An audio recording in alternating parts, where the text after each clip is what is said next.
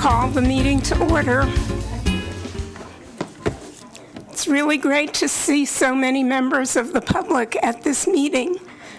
So you all know that we've been working on creating an arts component for the city's master plan. And I would like, before we start, to have the commissioners who are present to introduce themselves to the public. Just very briefly, if you're elected at large by the Board of Supervisors, or if you are a liaison appointed to a specific group to represent on this commission, then let people know. Do you want me to start here? Okay. Hello, everybody. My name is Barbara DeNeo. I'm pretty involved in the community. I'm at large, and they all laughed when I stood up in front of them, and here I am because I believe in the arts, and we're going to make it happen. Karen Aboud, Carson City Supervisor, and I represent the board on this commission, but I was also on this as a citizen before that. I'm Stan Jones. I'm a member of the Carson City Visitors Bureau, and by virtue of that position, I'm also a member of the Cultural Commission. And I'm Eleanor Bugley, and I'm a member of the Carson City Arts and Culture Coalition, appointed by them to this board to represent many arts organizations. And I'm Terry McBride. I'm a member at large. Began serving on this commission last year, worked diligently this summer on getting the Arts and Culture Master Plan started. And I'm involved in the Native American culture here in town, and I'm the new Board of Directors, Treasurer Secretary of the Stewart Indian School Preservation Alliance. Thank you, thank you. The next item is the official roll call. Chairperson Bugley. Present. Vice Chair McBride. Present. Commissioner Aboud. Present. Commissioner Barton. Commissioner Cook. Commissioner DeNeo. Present. Commissioner Jones. Present. A quorum's present. Before we start the formal part, we have an opportunity for public comment.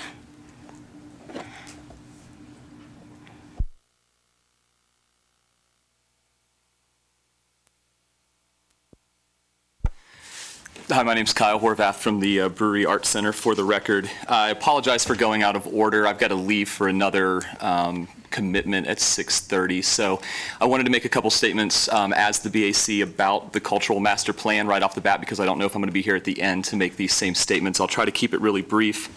But I know there were some questions about what position the BAC was going to have in this cultural master plan.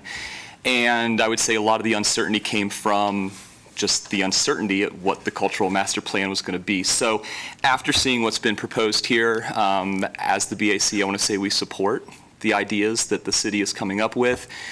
It's nice to see them prioritized and on paper, because a lot of these projects have been proposed or are being worked on already, and by prioritizing it, making it the city's, out there, hopefully there'll be some support and things like that thrown at the organizations and the groups that are already working on this. So in the name of partnerships, I just want to go through a few of the things and let you all know what the BAC is either has in their own master plan, in the near future is working on, or is darn near finished already doing.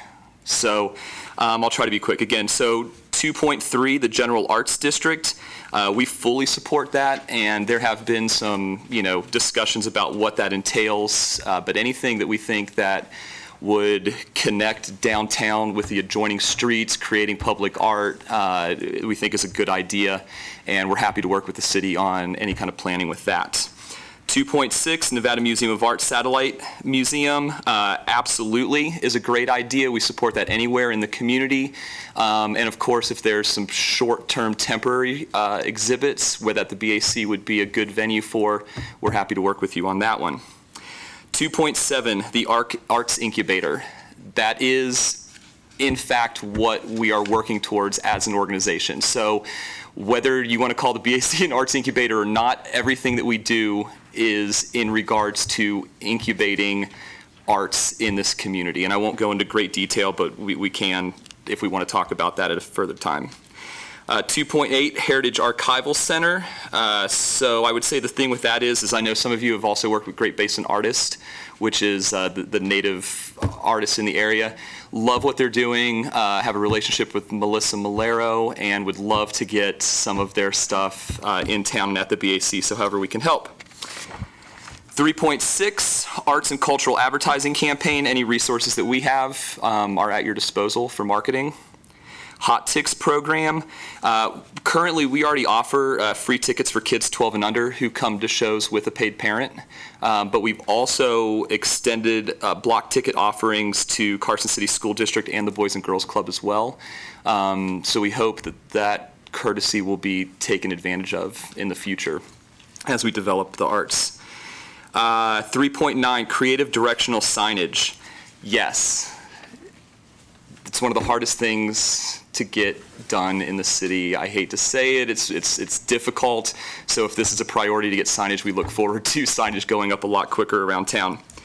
4.2, specialized training and networking for individual artists. As Arts Incubator, we are looking at bringing in different experts and specialists to do workshops and already working on those classes for our resident artists, but hope to open that up for the whole community. 5.2, festival collaborations, things like the fair, different downtown events. The BAC's called upon constantly for either, equipment or bands or whatever. So again, we're there to collaborate with. 5.4, the grants program. I think a grant writer is important. We had mentioned trying to bring one on at the CCACC. But as a board, we're looking for a board member specifically to deal with grant writing because it's extremely important. So we're looking for one for ourselves, but if they work with Janice, the city's grant writer, I think it's an important thing. The ZAP program, we painted our electrical box because we couldn't get a call back from Nevada Energy, so we just kind of did it ourselves. I think it's a great program, and we fully support doing it around town, and would happy to get the word out to the artist. 6.3, artist registry, at least with the resident artists we have at the BAC, we have that registry, and we're working right now to expand that to include all the artists with their disciplines, and mainly for the reason that if, I need a painter, I need a musician, I need this, we can go to a citywide registry to find that. So we are working on that. 6.4, artist open studios and tours. We try to do open houses at the BAC. We also, I'll let the Visitors Bureau talk about their part on that one when Joel comes up. 7.1, the Carson City Education Task Force. Gina's got a great relationship with the schools, and since kind of rebranding the BAC and bringing it up from the hole that it was in a year ago to a viable organization now, the school is actually, we've got a couple different things going into the high school with video equipment, teaching video editing, going into the school grounds, and we are very STEM focused. Arts team on loan to the schools, 7.2. Again, we're readily available at all times to go into the schools, and that would include what we did this summer with the Arts in the Park program. So doing a lot more with that, which was a partnership with Food for Thought, and going in with our resources and providing art programs. 7.3, multicultural arts activities. I guess I would say Gina's done a really good job of reaching into, the Hispanic communities and trying to reach out into all the communities. It's again, as an arts incubator, you cannot be an isolationist in your mentality. So that would also include 8.1, initiatives for a variety of special populations, which I think also would include bringing students into the senior centers and doing programs with them, which we're working on as well. 8.2, initiatives for the local Native American communities. 9.1, youth at risk collaborations through arts and culture. Again, that's about the Art in the Park program. 9.2, intergenerational projects with the arts. So that would be the senior centers and youth programs collaborating. And I would say that pretty much covers it. But again, we're just really excited to see it down on paper. And again, the BAC supports what you guys were doing. I know it was a long and painful process, so it's good to see everybody on the other side survive. So, thank you. Thank you, Kyle. Are there any other members of the public who would like to make a statement at this point?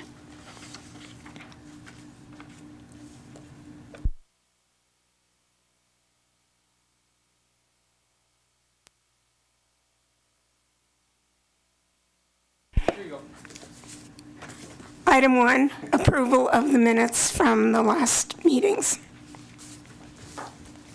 I just had one correction from the subcommittee minutes that were included in it's just a really small correction.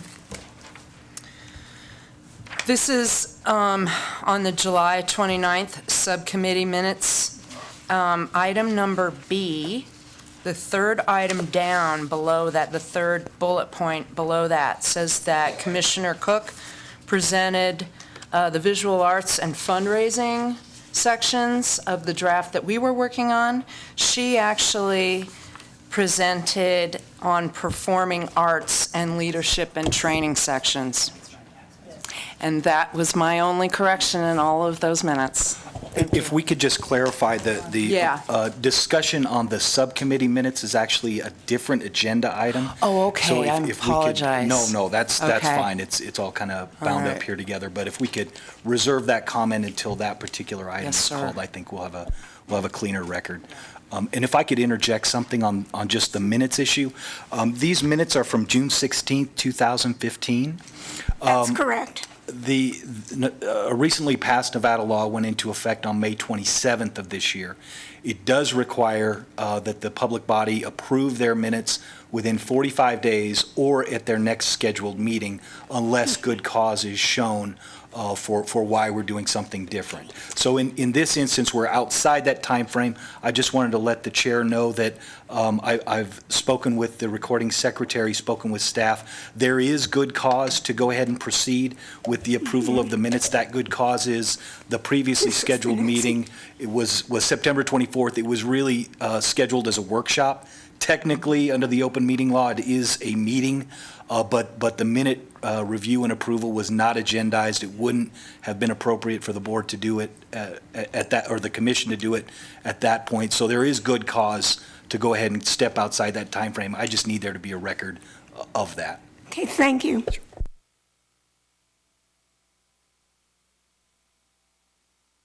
This is the next regularly scheduled meeting other than the subcommittee meetings that actually has been held. So are there any other comments about the minutes from June 16th? And I apologize for my voice allergies.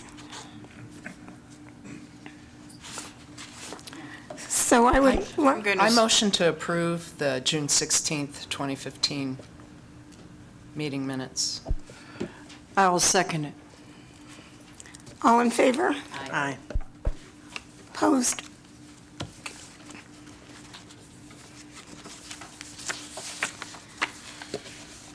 We now move on to modifications to the agenda. Any items on this agenda may be considered out of order or may be combined for consideration, and items may be removed or delayed. Is there any call to do any of that? Nothing from staff. Nothing from public, nothing from the commission. So we will move on to item 3. And is Kendall with us? Kendall will be in shortly. What we're going to do is we're going to go after, or we're going to take on the Downtown Business Association mural as the first agenda item for agenda item 3A. And let me quickly go through my staff report for those in the audience and who may be watching at home. And then we'll get Kyle Horvath up here to give a little more descriptive idea behind the mural project. I'm just going to basically take highlights from my staff report. the Downtown Business Association has set aside funds for community improvement projects. The first project was cooperating with the Parks and Recreation Department to keep the lights up year-round in the downtown light posts on Carson Street. After the Downtown Business Association funds were replenished, the board began to discuss its next project. Since public art is a top priority of many, the board entered into conversations with the city about the various possibilities to address this issue. Through this conversation, a mural project was chosen. The location, for this project is a small wall adjacent to the north side of a city-owned parking lot at the northeast corner of Curry Street and Ann Street. If you will, you can refer to the pictures I have up on the screen. That is a view from the parking lot looking to the northwest. And then, Is it the short wall? it is the short wall, yes. It's Do the- you park in front of that all the time? Well, Kyle, Well, you hang want on. to talk about that? We'll get Kyle up here, but anyway, so the project is moving forward. The Downtown Business Association is looking for the commission's support this evening, and Kyle is here to bring everybody up to speed on how this project has worked and where it's going. So, go ahead. How's everybody doing? Kyle Horvath for the Downtown Business Association this time. That parking lot was a city-owned parking lot. A few months ago, it was gravel and a breeding ground for goat heads. And through some, coercion, it got paved, lined, and has become this, really nice parking area for the north part of the downtown right there. Looking at that wall, we kind of were like, well, it's city property. We were looking for something where we could form a relationship with the city. That was a top priority. We could have gone with a private wall, but again, because of the timing of the master plan going, wanting to get the ball rolling with the city, we thought that we would go with the city wall. So that's where this one came out. Now, since sending all that stuff into Vern, I've talked with the owners of the bike shop, and not just the bike shop owners, but the actual building owner. They're like, if you want to overflow onto our wall, that's fine. We have no problem with it. We love it, So that's something that's still up in the air. But really, I think what's going to matter is when we pick the artist, what their vision is, what they see. So instead of going at it the traditional way of having designs being pitched, because the downside of that is you're going to get, say, 10 artists that are interested. They're all going to spend a lot of time and effort coming up with these designs. They're going to pitch them. Only one of them is going to get picked. Okay, so you're wasting a lot of people's times. What we've done is we put out a call to artists to send us portfolios, okay, of their past work, of their styles, what they do. And then as a group, we pick the style and the artists that we think would match the best with what we're trying to go for, and then work with them individually and actually coming up with a design. When you say we, do you mean Downtown Business Association? So the Downtown Business Association approved the budget for this, but there's a subcommittee that is dealing kind of with the legwork of it and then bringing back their findings to the actual DBA. The board will be voting on it, and the general membership will just be made aware of the process of what's going on. Will there be any visual artists on the committee, the selection committee? Right now, it's myself, Megan from Remedies, and Sharon Ross from CCAI. Okay. So, good. yeah, and in all honesty, any other of DBA members who are interested in this project, really kind of welcome them, because I think the more perspectives we bring into this, the better it'll be for everybody. By way of just DBA members, not the entire community. That then it'd turn into a mess, but yes.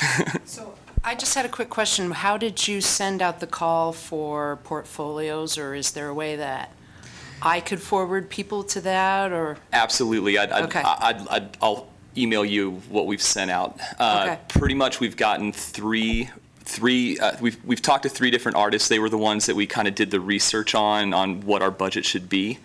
So I have their portfolios, but we want to blast it out. So. Is there a time frame for decision? Ideally, the DBA had talked about incorporating some of the work and the process in with the wine walks. So it's going to be a matter of finding the artists that we like and working with their schedule, because they might not be from Carson City. They might have to drive in from Reno, or they might have to come in from middle of Nevada. Who knows, because we're kind of leaving it open on, which Nevada mural artist is going to get it. So there's a lot of scheduling that's going to be involved. This is kind of a first project like this.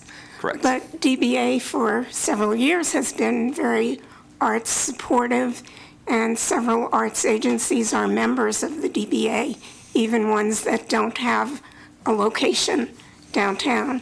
And the wine walks very often include musicians, include art vendors, include the Brewery Arts Center and the Nevada Artists Association. So there is a partnership there already. Right, and hopefully developing an art walk, into the wine walk as well. So the DBA is doing a lot of really cool things. I'm happy to be a part of it right now because they got a lot of really fun projects that are helping the community. So, Are there any questions? Any comments from the public? Okay, thank you, Kyle. cool. This is really progressing nicely. Awesome. Well, thank you. Yeah, this is an action item. If the commission wishes to take action on it, they can. It is agendized for that. Do I hear a motion to support the Downtown Business Association mural project located at the northeast corner of Curry Street and Ann Street? I'll make that motion. I'll second it. And that we recommend this. Okay, so that covers it. Okay, we call for a vote now. Okay, all in favor? Aye. Opposed? It's unanimous.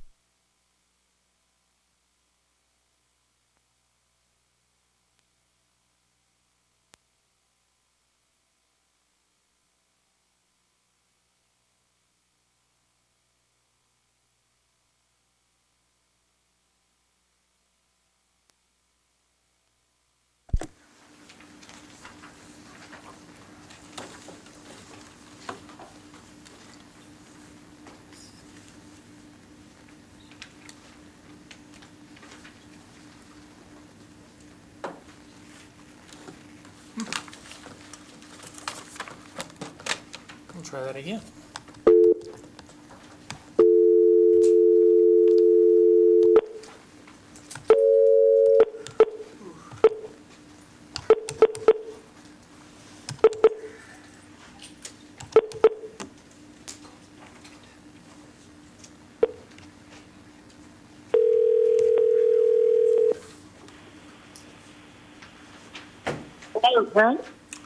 Yes, Kendall, are you there with me?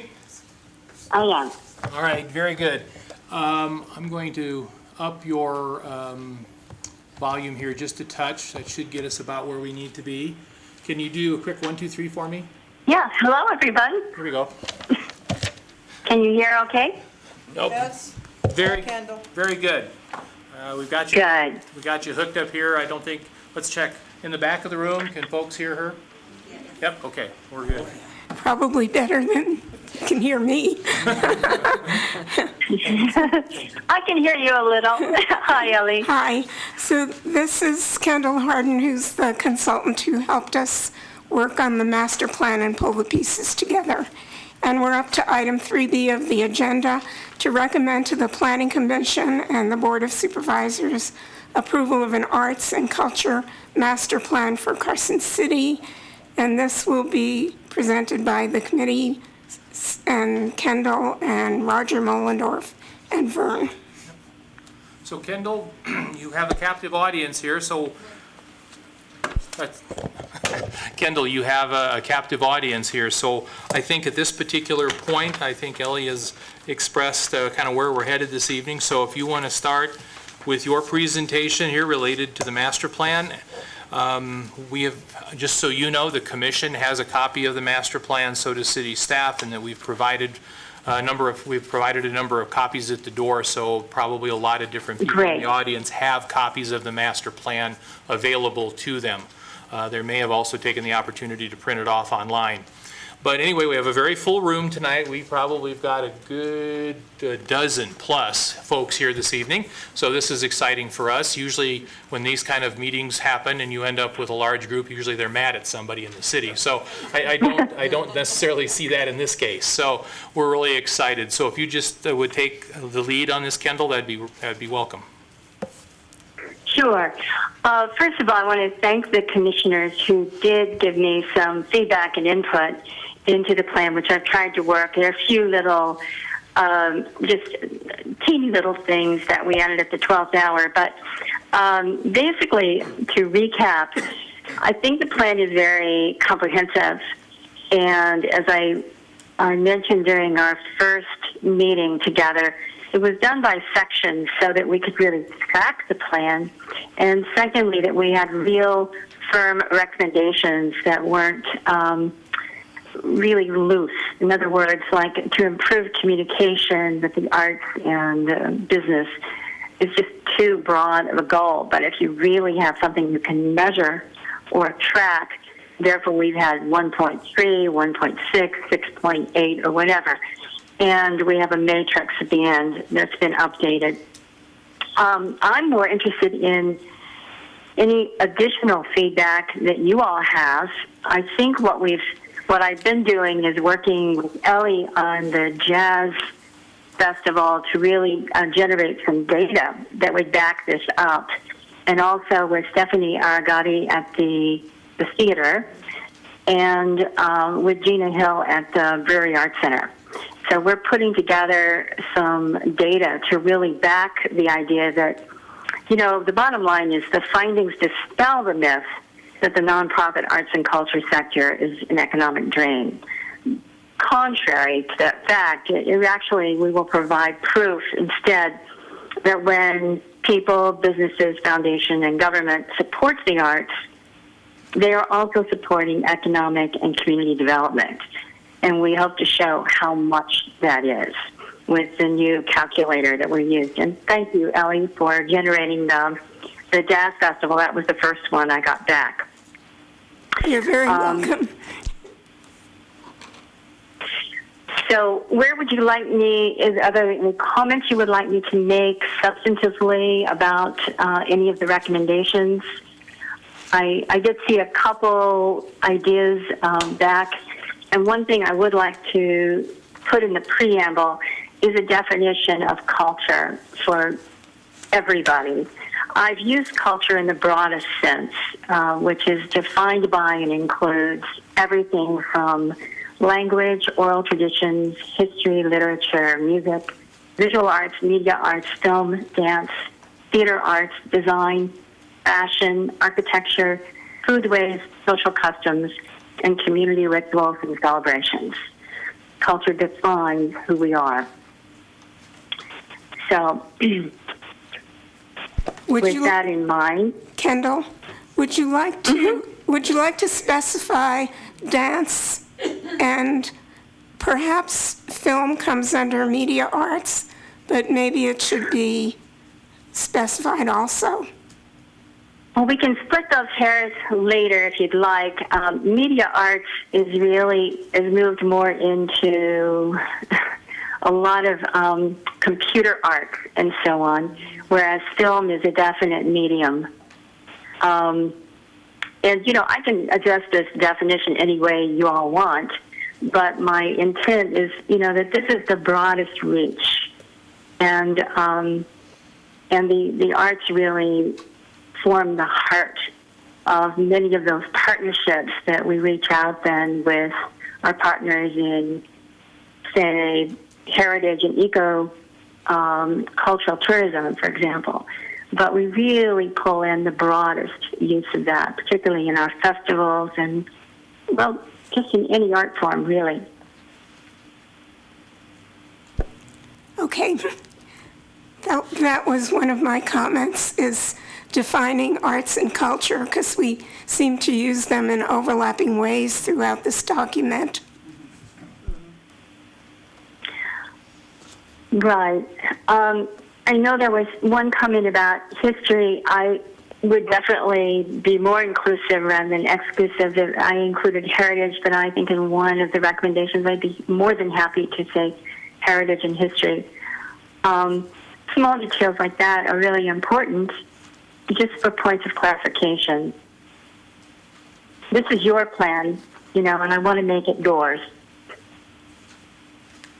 Kendall, this is Karen, and you and I talked about this on 2.3, and though I fully support a cultural district, and I don't want to limit it specifically only to that. In some way, shape, or form, I think this particular point needs to include arts for all, so opportunities for cultural districts in other areas of the community also. So, Karen, I already added cultural corridors. I made that plural. Okay. Okay? All right. Thank you.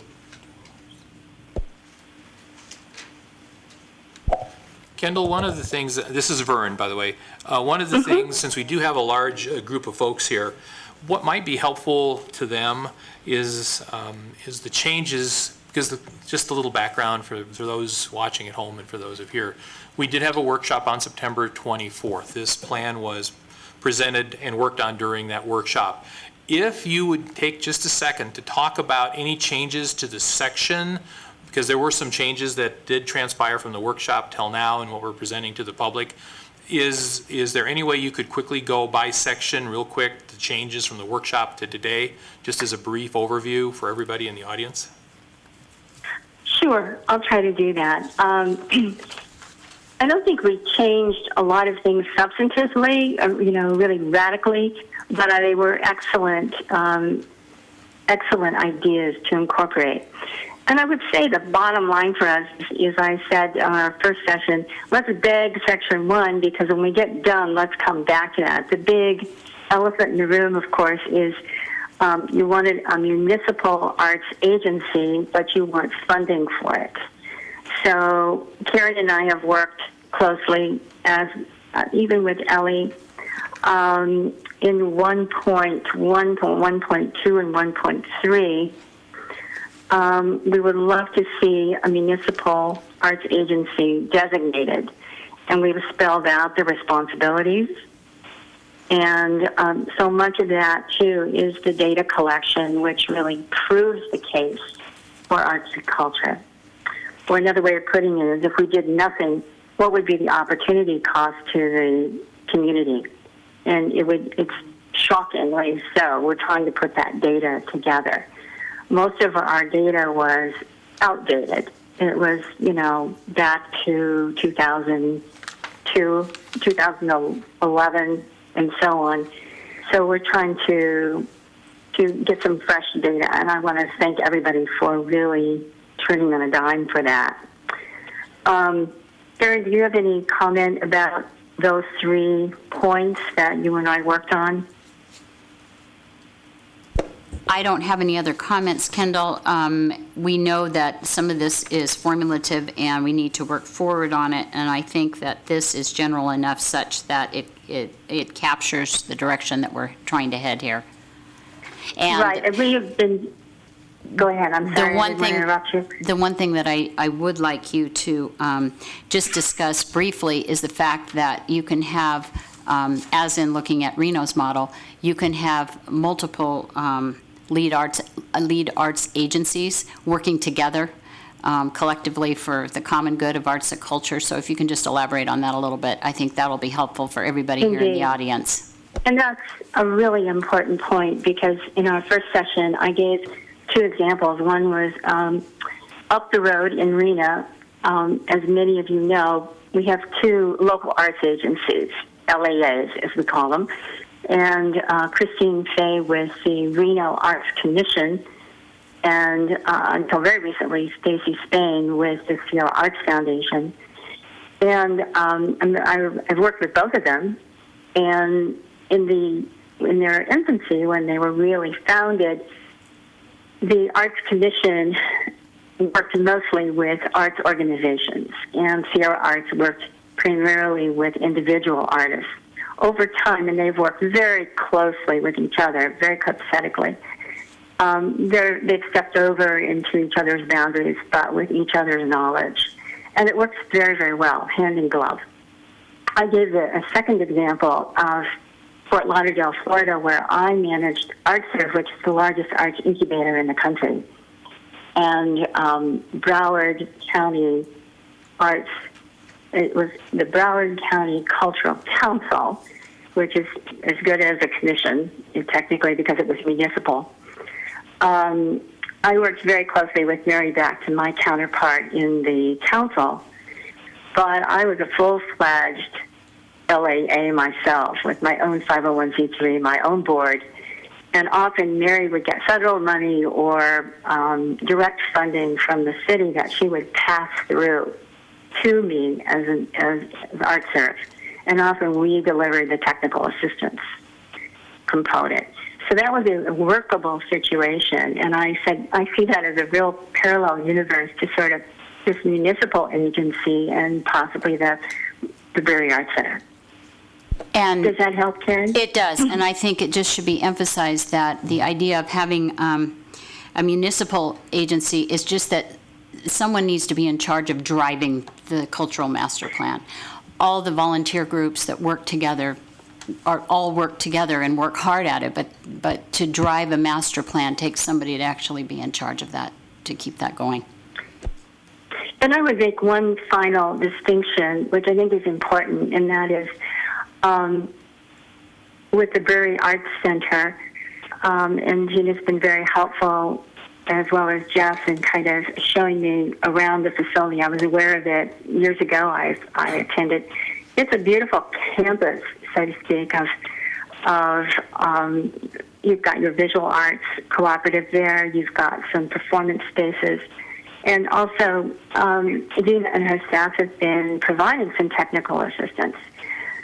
But, you know, as with ArtServe, it was the council's position. Somebody's got to have the overriding mission of all the arts for all the people. If it gets into political structures or artist housing issues and so on, that's a little bit outside of Brewery Arts Center's mission right now. And I'm not saying they could even partner together with something like Lofts for Artists down the road. But I think you see what my point is. The municipal agency would have this larger arc over the entire community, the mission. And, you know, Gina has her own mission and her own budget she has to meet.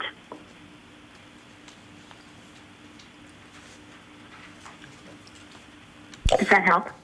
Yeah, we got nods going around the table. This is good. Did you want to any more on section 1, or did we want to move on to section 2 and the other sections, just as a quick overview for everybody where you've made changes from the workshop? I think facilities were pretty clear. Multicultural. Let's see here.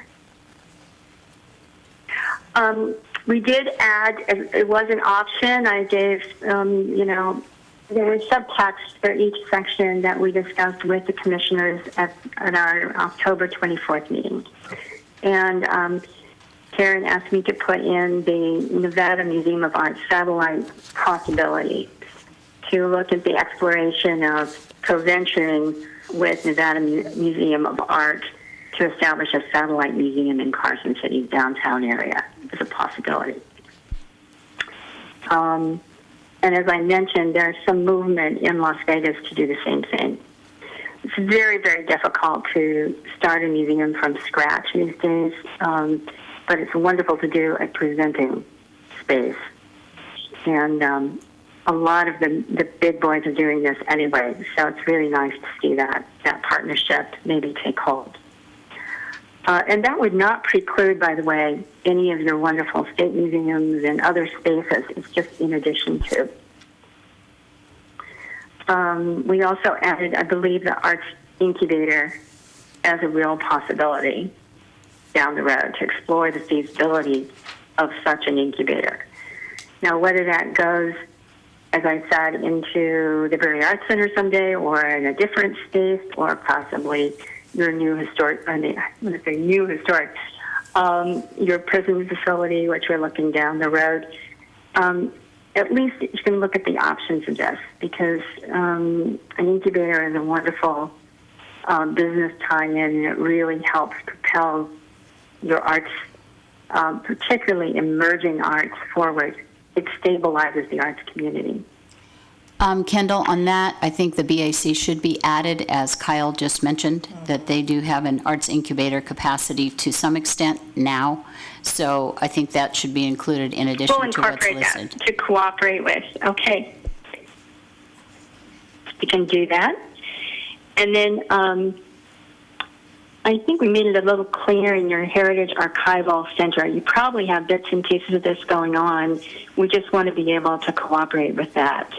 I just think it's so important that we preserve, that we have a preservation concept along with all the new pushes. So that is 2.8. Okay? And that can be, yes. This is Ellie again. I think in the Archival Center, we mentioned the Native Americans and then just ethnic groups, history, heritage. I think eventually we should be a little more specific, because a quarter of our population is Hispanic, and that should be spelled out. And then we also have a Basque heritage that should be mentioned. I'm sorry, the last part of what you said, Ellie, I just couldn't hear it. Basque. Hispanic and Basque. B-A. Basque. Okay, B-A. excellent. Okay. Let's you and I work together on the language on number 2.8. We'll finesse that. That's good. Excellent. Under section 3, these are pretty straightforward, but they all work together. It's just very important that we have that inventory and that it's an ongoing kind of process. And a lot of, once you have your inventory, it generates all these wonderful communication products and cooperation. I can address anyone, if anyone has any issues with them. This is Ellie again. I think we should put in, if we're putting Brewery Arts Center in for the incubator, that we must work, and it does in 3.1 say work with the Visitor Bureau and the Chamber of Commerce, but because they're already pretty far along in doing some of these things. And in which, section 3.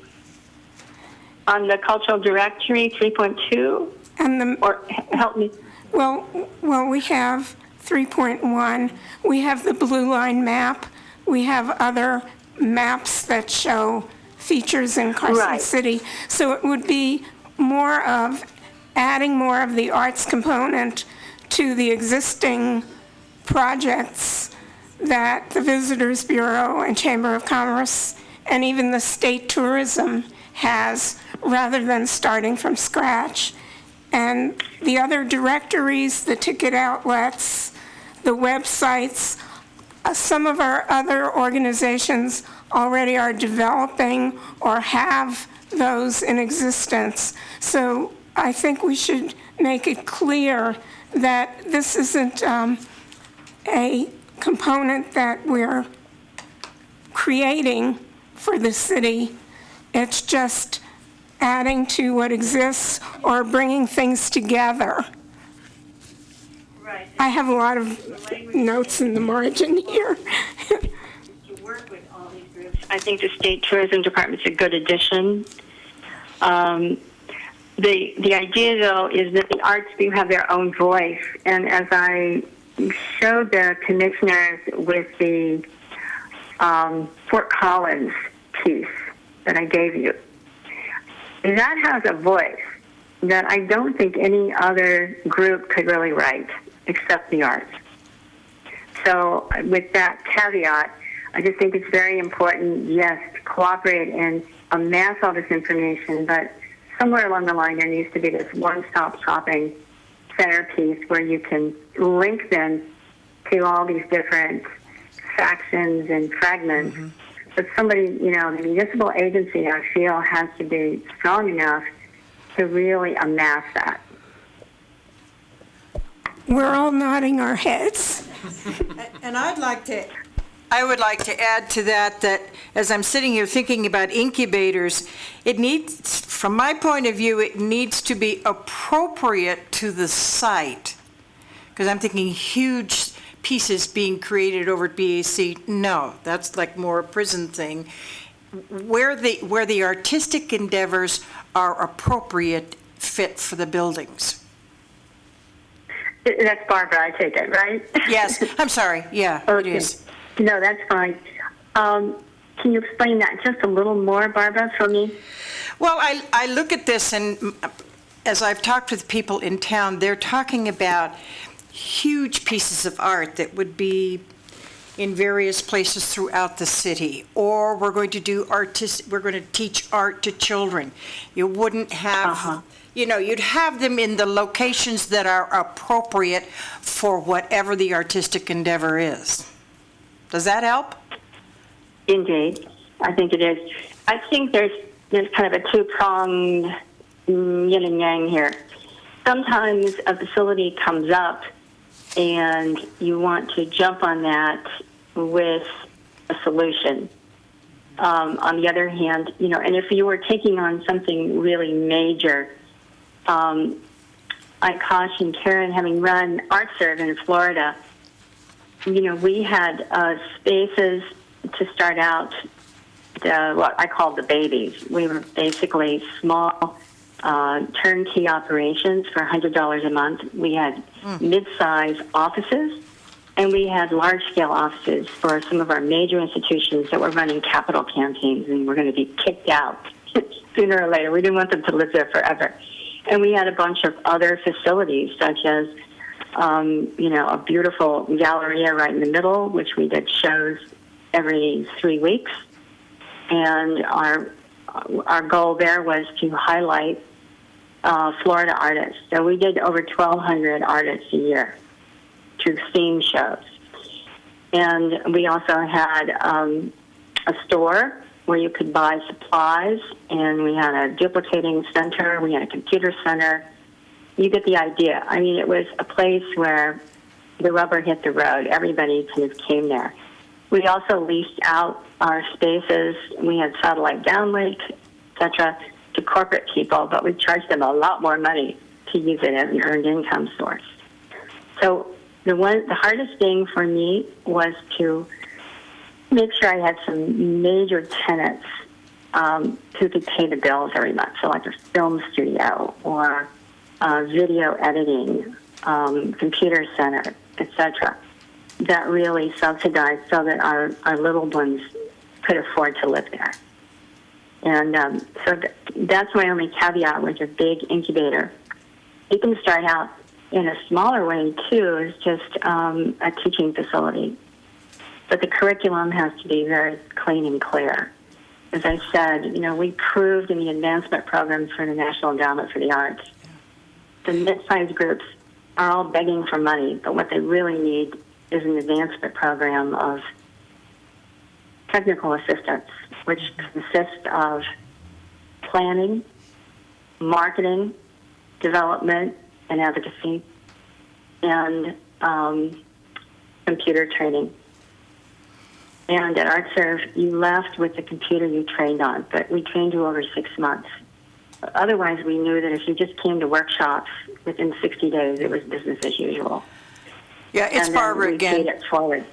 Yeah, I'm in total agreement with you. I just sort of, in my head, I want to see it fit, that it's not just so diffused in so many locations that there needs to be, make sense in terms of what is happening where. That's all I'm trying to think of. And maybe with the grace of something or somebody, we can find ourselves a nice big building and do all of that and be wonderful in the community. But right now, I really think we need to try to have different constituencies where they kind of match, and we can create programs based on that, so that we don't have clients or artists running all over the city trying to find whatever little cubbyhole they're in. I would like to see it make sense. That's about it. And I guess I would follow up, Barbara, if you do go in that direction, you definitely need to do a wonderful feasibility study on that. So you can do like 3 scenarios, and you don't have to, you can really educate yourself as you go along and know which star to really go after. Okay, thank you. This is Ellie again, and my main point was just that the new arts agency, if there is a new one, should coordinate with all the other existing projects that are so far along in development, or even some that are in the beginning of development, like the Arts Coalition website. I'm so sorry, Ellie, it's hard to hear you. Which number are you talking about? All of section 3, communications and marketing. That it's so far along in so many places that what we need to do is coordinate before we start more new projects. Kendall, just to give you, this is Terry, just to give you a quick update on what we talked about frequently this summer, is that especially if there is somebody that works for the city that can coordinate arts and culture, we proposed that they work with the Visitors Bureau, who apparently has a very good calendar that's always updated with all the different activities and things going on around town, including performances, exhibits, etc. So it could be a natural fit with a city person working with the city Visitors Bureau. So that's absolutely. And I guess I'm saying that the municipal agency needs to address these and not start over, but do a real coordinating factor here and pull people together. It's a uniting force. And to absolutely ensure that it gets done. And that it's not piecemeal. Good.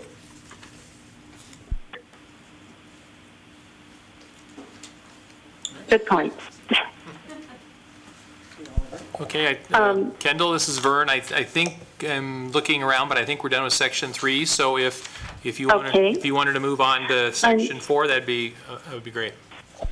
Again, it segues into section 4, which is technical assistance training and mentoring. I talked about advancement training and capacity building, and for small groups, emerging groups, and major institutions. It's been my experience in the field that, and I diagrammed those the first times we all met, is the real sign of a healthy, vibrant arts community is a big, fat bulge in the middle with mid-sized emerging groups. It's those little chamber orchestras that make the symphony really great. It's all the R&D happens at the top of that bulge. And often it's the opposite, where, we have a lot of people at the lower end, which is unincorporated groups, which are like bands, and a lot of loosely knit associations. And there is important, too, with neighborhood groups, etc. And then you have your major treasure institutions at the top. But if you want to advance the most, then put some technical assistance training in that mid-sized group and with the babies coming up. And then I've always felt that the way you train or work with, mentor individual artists is a very different kind of thing than organizational training. And at ArtServe, we ran 2 completely different programs, which worked out really well for us because pots of money for that training came from very different foundations and individual donors. The Skills Bank is just a really great thing to have. Again, when you're new in town, you want to get involved. I found it really hard to plug in, at first. So you want to get good people on board and have a place for them to strike in, and it's a great place to kind of inventory who's really looking at working on boards and who's good in volunteers. BBA and the Volunteer Lawyers for the Arts is just something that if you can start it up as a very small group, it's a great thing to have, particularly when people need their first audit or getting their books together. We ran this as a complete volunteer program, in other words, free, first time around, but we tried to get our lawyers and our accountants to, once we got these agencies on their feet, these organizations, we mentored them and kept them with their accountant or with their attorney, and hopefully they paid down the road. I'll tell you something. The most powerful stuff today is in the cultural heritage ecotourism training. And many of the municipal agencies make taking this training a requisite for getting a grant.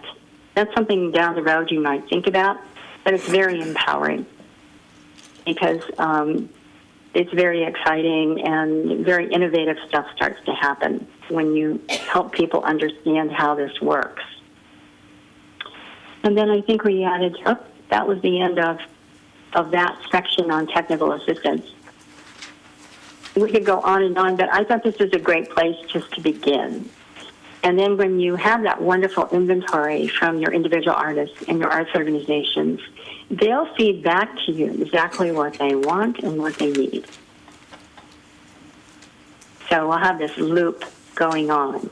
And I always feel like a rising tide raises all ships. Once this training starts and people move from agency to agency, it buoys everyone. That's a good thing that happens. Any questions on that? Kendall, this is Vern. It looks like you've got a green light to go on to section 5. Okay. Program. Again, a lot of the municipal agencies have an annual arts congress where they get everybody together, including business leaders, and really look at the year in review and the year or two coming up. And that builds a great partnership within the community. Artists are involved, definitely. Individual artists, arts organizations, arts administrators, consultants, you name it. Also, I think a lot of peer agencies that work hand in hand with the arts, social service agencies, children's agencies, etc., should be invited.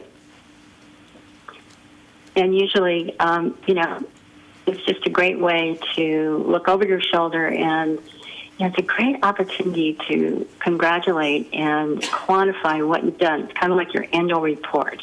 And at the same time, you can actually engage people on what is the vision for the coming year. The Arts Warehouse is just something that is good to have. I've done this everywhere I've been engaged. We did it at ArtsNerd. We just sent out and started talking to people in the local community. And I know that I happened to have Monsanto in my backyard one time, and they just gave me all the material and the sewing machines and everything I needed. So you never get what you don't ask for, right? So here you kind of have a receptacle. You have a little program where businesses can say, we have all this leftover material that artists can use, or we have leftover equipment, furniture, etc. So then the real problem is when it starts coming in, where are you going to keep it? I took this up from the Boston Children's Museum, which has a treasure room. And every child, if they really don't have the money, they're given a pass. And they have a little bag, and they can go to the treasure room and fill it up before they leave. And that always had a big impact on me. So the Arts Warehouse is close to my heart. Festival collaborations, it's something very simple, but you might even pull together a bunch of the folks who produce the festivals. We found that probably the most radical thing is to have a festival office because then people start buying in bulk. They know each other, they talk, they share technology, they share their folks, and things get faster, easier, and cheaper. Just something to think about. And of course, you guys have that wonderful Nevada Day, which we really don't have anywhere else the way you do it. So this is an opportunity. I think they're more willing to work with the arts these days. Grant programs are huge. And here's my bottom line. You know, if you have the municipal agency, and if I were doing it, even if you didn't have any money, I'd go try to get some matching funds, and I'd start a small grants program. Why? Because when you have granting programs, people get better. When you don't have grants programs, people complain and just become victims. And I just feel like it's a beautiful way to get it's kind of a Darwinian winning kind of mentality, you know, to get that merit grant in the community, if there are 5 of them, is a real plus and a plum. And so what it does is it is an incentive for everyone to grow and expand and try new things and really learn to write those proposals and really come home with the bacon. There are many, many different types of programs. When I was in Fort Lauderdale, our newspaper announced that they weren't going to give out any more grants the way they used to. And they were starting a diversity program. And the rules were you had to have 3 other partners, and you had to come in with some really innovative ways to add to diversity. And you would be amazed at the arts groups, what came out of that. And we got more money because of the innovation in that. But and there were large amounts of money instead of small crumbs. So I just tell you that, you know, sometimes the money comes from the most amazing place. It's just an incentive. Public art grants programs. Karen and the commissioners have been working on an ordinance. I just think the Americans for the Arts has a whole section, and they're willing to help you on this. Art in public places, if it's 0.5% or 1% or 1% of all new construction tends to be the way that most people start out. Your sticking point is who's going to fund it. And I also suggested, like in 5.6, that an easy way to start out is to maybe launch a ZAP program, which I believe you have in Reno as well, but where artists are competitive to paint some of the utility boxes. And that has been a very successful program here in Las Vegas as well. Kendall, this is Karen. Can I ask you a question? Interrupt you for just a moment? Sure. On 5.5, since I gave you a copy of the ordinance that this commission had worked on, are you going to be able to provide us some specific feedback on that? I'm going to work with you, Karen. I'm compiling a few things from AFTA on that for you. I just think it's very worthy, and I want to see you succeed on that. I would like to talk to you off the record politically about how to really make that happen. It's kind of a chicken and egg situation.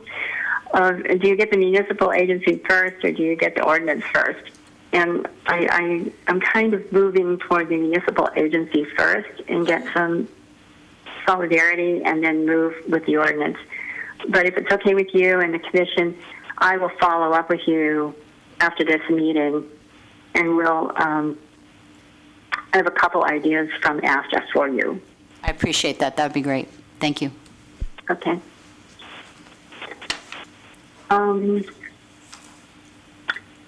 And then an annual recognition celebration.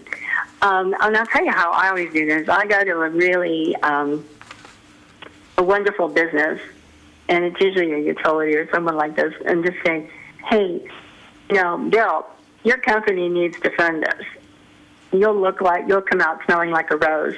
Would you just underwrite those? It's going to be fun. It's going to be, enjoyable. Let's have an encore awards every year. And instead of a pain in the rear, it's a real plum to do. And I just feel that's the way to really give honor to the champions who take you forward in the arts and culture field. They need to be really championed and honored. Is that okay? Section 6 then? Yep. We got heads nodding. Continue. Okay. I put a section on individual artists because it is so different from organizations. Again, I hope you all remember the registry that I showed you, which was so much broader. Do you remember from St. Augustine where they had, people who were airbrushers and milliners and frame repairers and so on, arts-related businesses too. And we find in the research with the Americans for the Arts Prosperity Report that, of course, many artists have multiple jobs, day jobs, night jobs, whatever. And,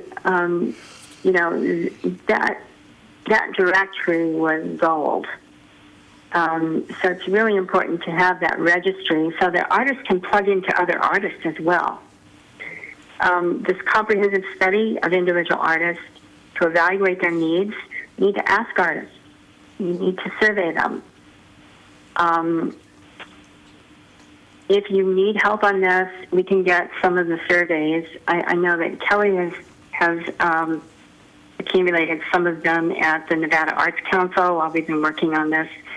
And I have a couple, and AFTA has many that we can trump into. Projects expressly for individual artists, sometimes instead of just going outside and buying something that was made in China, it's so wonderful to maybe have an RFP or to ask a team of artists to come up with something that's really local and fun and so on. Eugene, Oregon did this a while back when they had all their bus stops done by individual artists. It was so much fun. They don't look like your typical bus stops, but that's Eugene, Oregon. And it's, again, getting back to what Barbara said, what is unique and special and fitting for Carson City? It may be park furniture and murals that you're working on. Any kind of, I love things that animate the space, and artists come up with the best things possible. So if you come on down, you can, do you guys have open studios and tours yet? There are a few art studios, and there are a few arts sales places that are cooperatively run. There's 2 at the Brewery Arts Center, the Chamber of Commerce, and the Downtown Business Association, and also the Nevada Day store, all have things consigned by artists. And we talked a little bit in October about New Orleans, which you get on the artist registry and you're able to have a banner, branding outside your studio. It's a real honor to be part of that. And on certain days of the month, the public can actually come in and buy things directly from you from your studio. Again, this is a program if artists really want to do it or if they want someone to organize it for them. This is a local issue. Kendall, there are artists scattered throughout Carson City who have home studios, pottery studios, who have sales of their own at certain times. I think because they're scattered, it would have to either be a driving tour or we could set up booths in an arts district that we create in the future, even if it's a temporary arts district for one afternoon. Agreed. And I think, you might try even both, where you have a driving tour map. And, of course, this all has to be usually a Sunday afternoon or, is a great time to do it. But Kendall. again, it gives the artist a chance to go mano a mano directly with buying public. Well, and Yeah. this is Terry, and I think that it's important for young people to see artists in situ, in their habitat, as it Yeah. were. I think, Yeah. I mean, as long as artists are willing to open up their garage or their dining room or whatever, during a studio tour, I think that really inspires people. So that's just mine. That's a good point. And you might ask Christine Fay in Reno. I went on a couple of, I think they were called open studio tours in Reno, and I remember one sculptor, he had a little industrial garage, and he had a little foundry in the back, and it was fascinating. I mean, I like your point. You have to see it in situ. And also, we were educated about how he really went about his work. So it's very educational, very interesting to know your artists, and you can adopt them,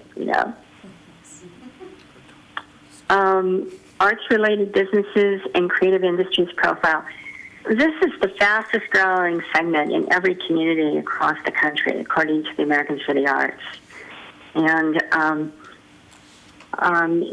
if the commissioners would share remember the little illustration I put in your, I think it was section 7 or 8, where it showed, was called like the architecture of the arts, and how everything kind of blends together. It moves over into education, it moves into graphic design studios, and up into the corporate graphic design business, the architect offices, etc.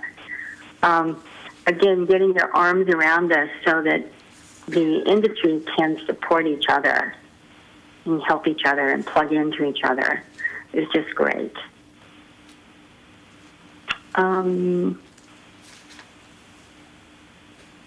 Anything else? I've cross-referenced in the plan some of these other sections that really do impact the individual artist as well. So be sure to look at them. There are quite a few. Arts and education is a no-brainer. Again, do you remember how I said that arts agencies, we had new research? And by the way, for everyone's information, the American City Arts is going to release its 5-year update in January of 2016. The current research we had in Prosperity Report was in 2010. Now remember, that was 2 years right into the big recession. You all with me on that? And even then, the arts were really resilient, but everyone took a dip, and now we're coming way back up again. So it's going to be very interesting to watch and see that new research that's released. But one thing we know is that municipal and private LAAs are now, the average is something like 81% are combined with arts and education projects. Kendall? Shows how important they are in the community. This is Karen, and I think what we should give a shout out to under 7.1 is perhaps after the sentence that speaks to the initiative should join forces with public and private schools, et cetera, we should continue to build on the efforts of the Carson City Arts Initiative and the BAC, because they are currently working in that capacity. Let's just strengthen that then, and we'll add that in. And as I pointed out, I actually brought the advertisement from Switch, which is moving to northern Nevada. They're going to be out on East I-80, which is outside of Reno, but I can imagine they're going to be in Carson City a lot.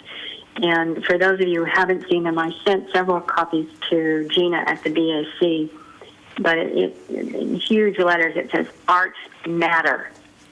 Art matters. And they are looking for an educated workforce that's innovative. And they are very much into STEAM, science, technology, engineering, arts, and math. So we're going to see more and more of that. And it's an economic driver. Okay, I have 2 points, Kendall.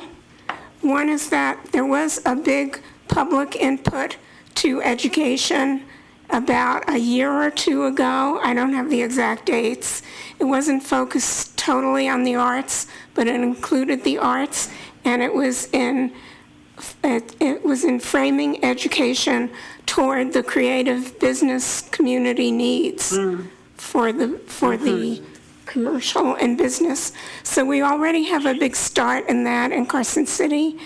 And as far as arts team on loan to schools, you mentioned BAC and the Arts Initiative, but other organizations also have partnerships with the schools. For example, Carson City Symphony has a 10-year partnership with the schools with an after-school and in-school music program where we even supply a teacher and free instruments to the students. Right. And again, I think the municipal agencies, the ones that I have seen around the country, they're not so much, they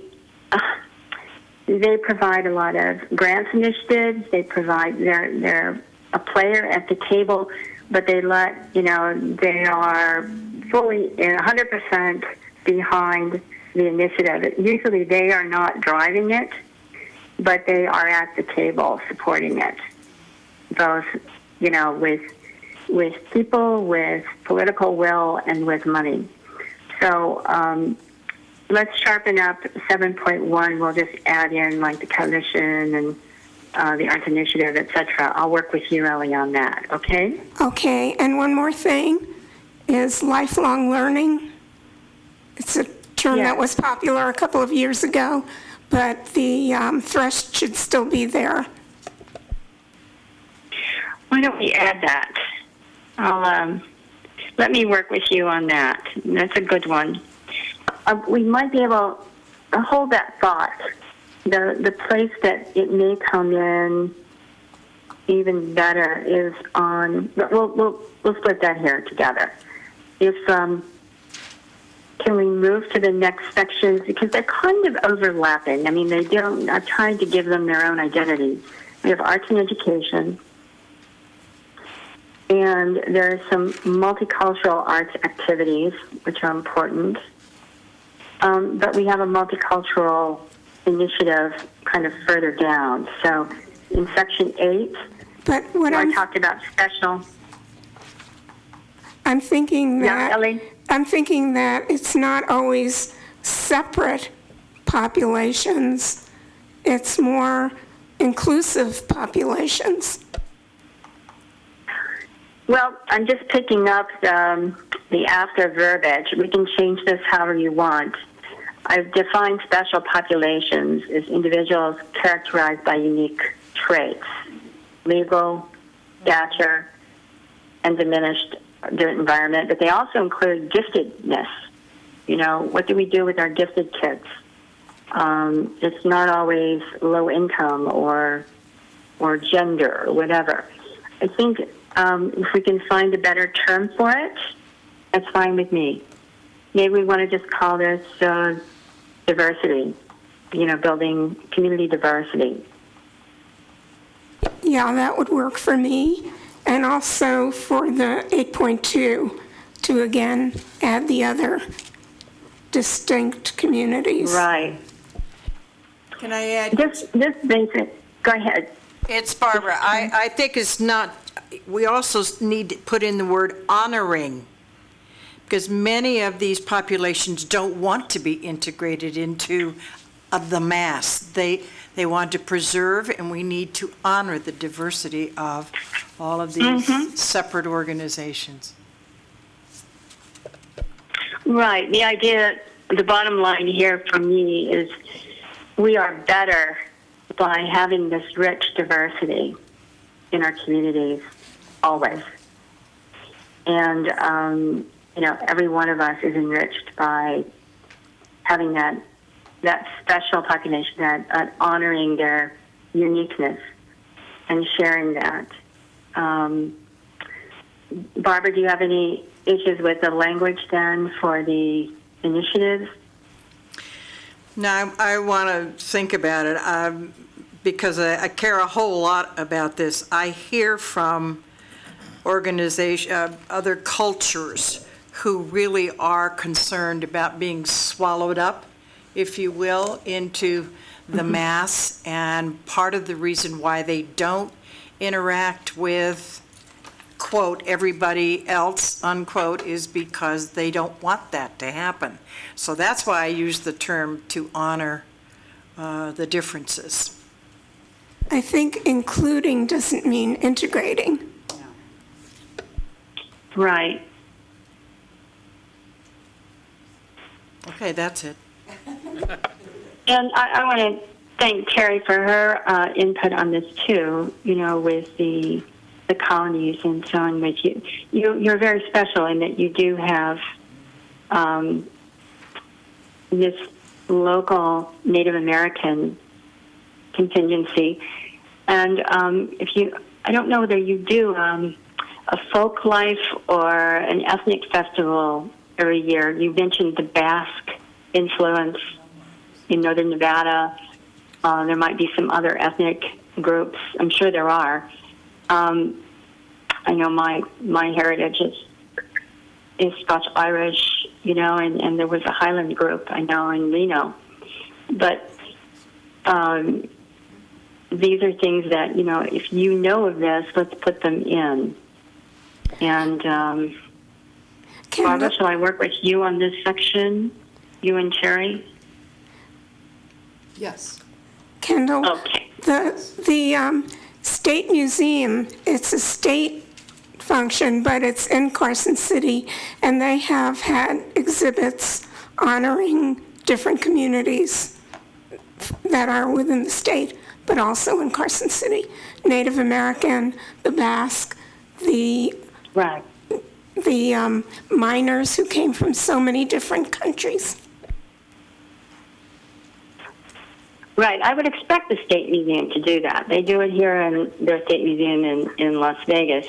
What I'm asking is, are there local groups? They may be incorporated, they may not be. And I didn't know if you did a folk-like festival or you did a kind of diversity festival or, We a have Basque festival even. We have, the college has, the community center had one a few years back. There used to be an annual one up at Western Nevada College. We don't mention the college very much in this document, but they do have arts programs too. And another thing that we don't mention much is folk art, but that's also a component in the state, in the city. Right. And I'm a real believer in folk art. So let's see if we can incorporate that somewhere here. Any other good comments on this area? Okay. Section 9 is, we could take out social entrepreneuring if you want. It's kind of a term that was used, but community development is used more prevalently today. It's up to you. We talk a lot about youth at risk collaborations, early childhood development, exposure to the arts. Wonderful one. I mean, I'm sure everyone in the room knows somebody whose life has been changed just because they had access to something in the arts or a mentor in the arts. And I certainly have seen that myself. And then intergenerational projects with the arts are just really important to me.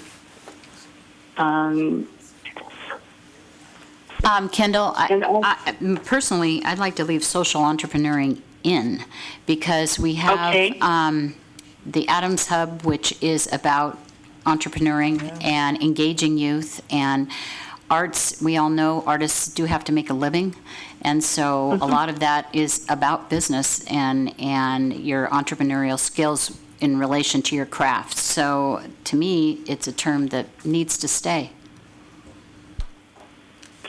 And I didn't really add it in this area, but one thing that I'm actually doing I'm moving more in. There's a huge development, and it was in the case, which we'll talk about in a second. But, arts and healing, arts and wellness, which to me is a new business. It's a new area for the arts to really participate in. We have a lot of new research.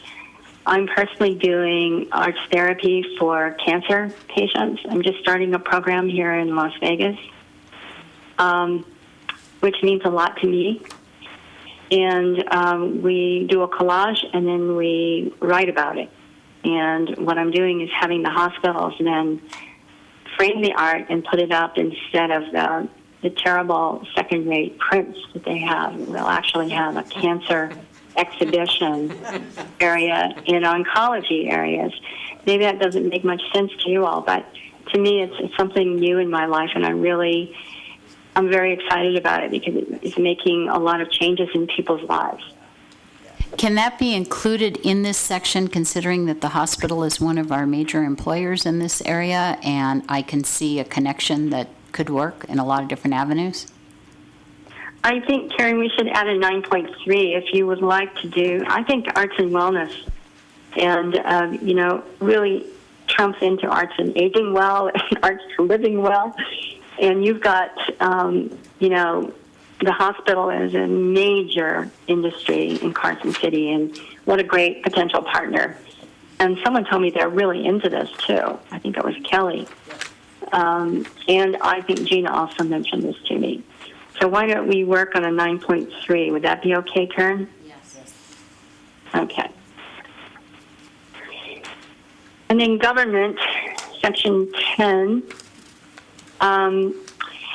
I'd just like to see economic development really, the arts treated as a real force in the community, an economic force. And usually, again, or cities and towns and counties that really walk the talk, they have some kind of arrangement with the Economic Development Department. And this gets back to, Karen, where we would place possibly the municipal agency. I don't know if you want to address that now or later. Well, I mean, my thought on this and the direction that I would like to see it is that, first of all, that, not that government is in control of the arts, because that has a negative, but that it's a contract employee that works under the direction of economic development and answers to whatever funding mechanism is, and they're accountable under certain performance measures. So that's how I see that working best, because yes, it is an economic driver, and to me it makes the most sense being housed under that that heading. For me, it's the healthiest relationship inside of government, but that's my personal experience in the field. And aesthetic design standards and branding for the Arts District. I have a feeling that you have pieces of this already going. You do, and Vern, help me out here, you do have your Downtown Business Association, and you have several initiatives that I know you're going through right now. The whole idea is to ensure that from now on that the municipal agency plays a partner, is at the table with these groups, and that the artist is not something you add on at the end or as a Band-Aid, that they're just a central part of the decision-making process. That's my point there. Plus it can be fun and exciting and innovative. But any comments on that? Yeah, yes. There too, we would have to bring in the artists and architects because the commission doesn't necessarily include artists or people with the correct qualifications for that. Well, again, you're going to have an executive person who's working at the bequest of the commission, and it's really your staff that brings proposals, programming, concepts together, and then, finds a way to fund them, finds a way to make them happen.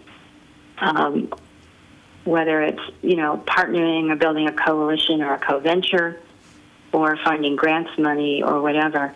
But I just think, you got to look. Remember what I said about Partners for Livable Communities? They say the great cities have three things.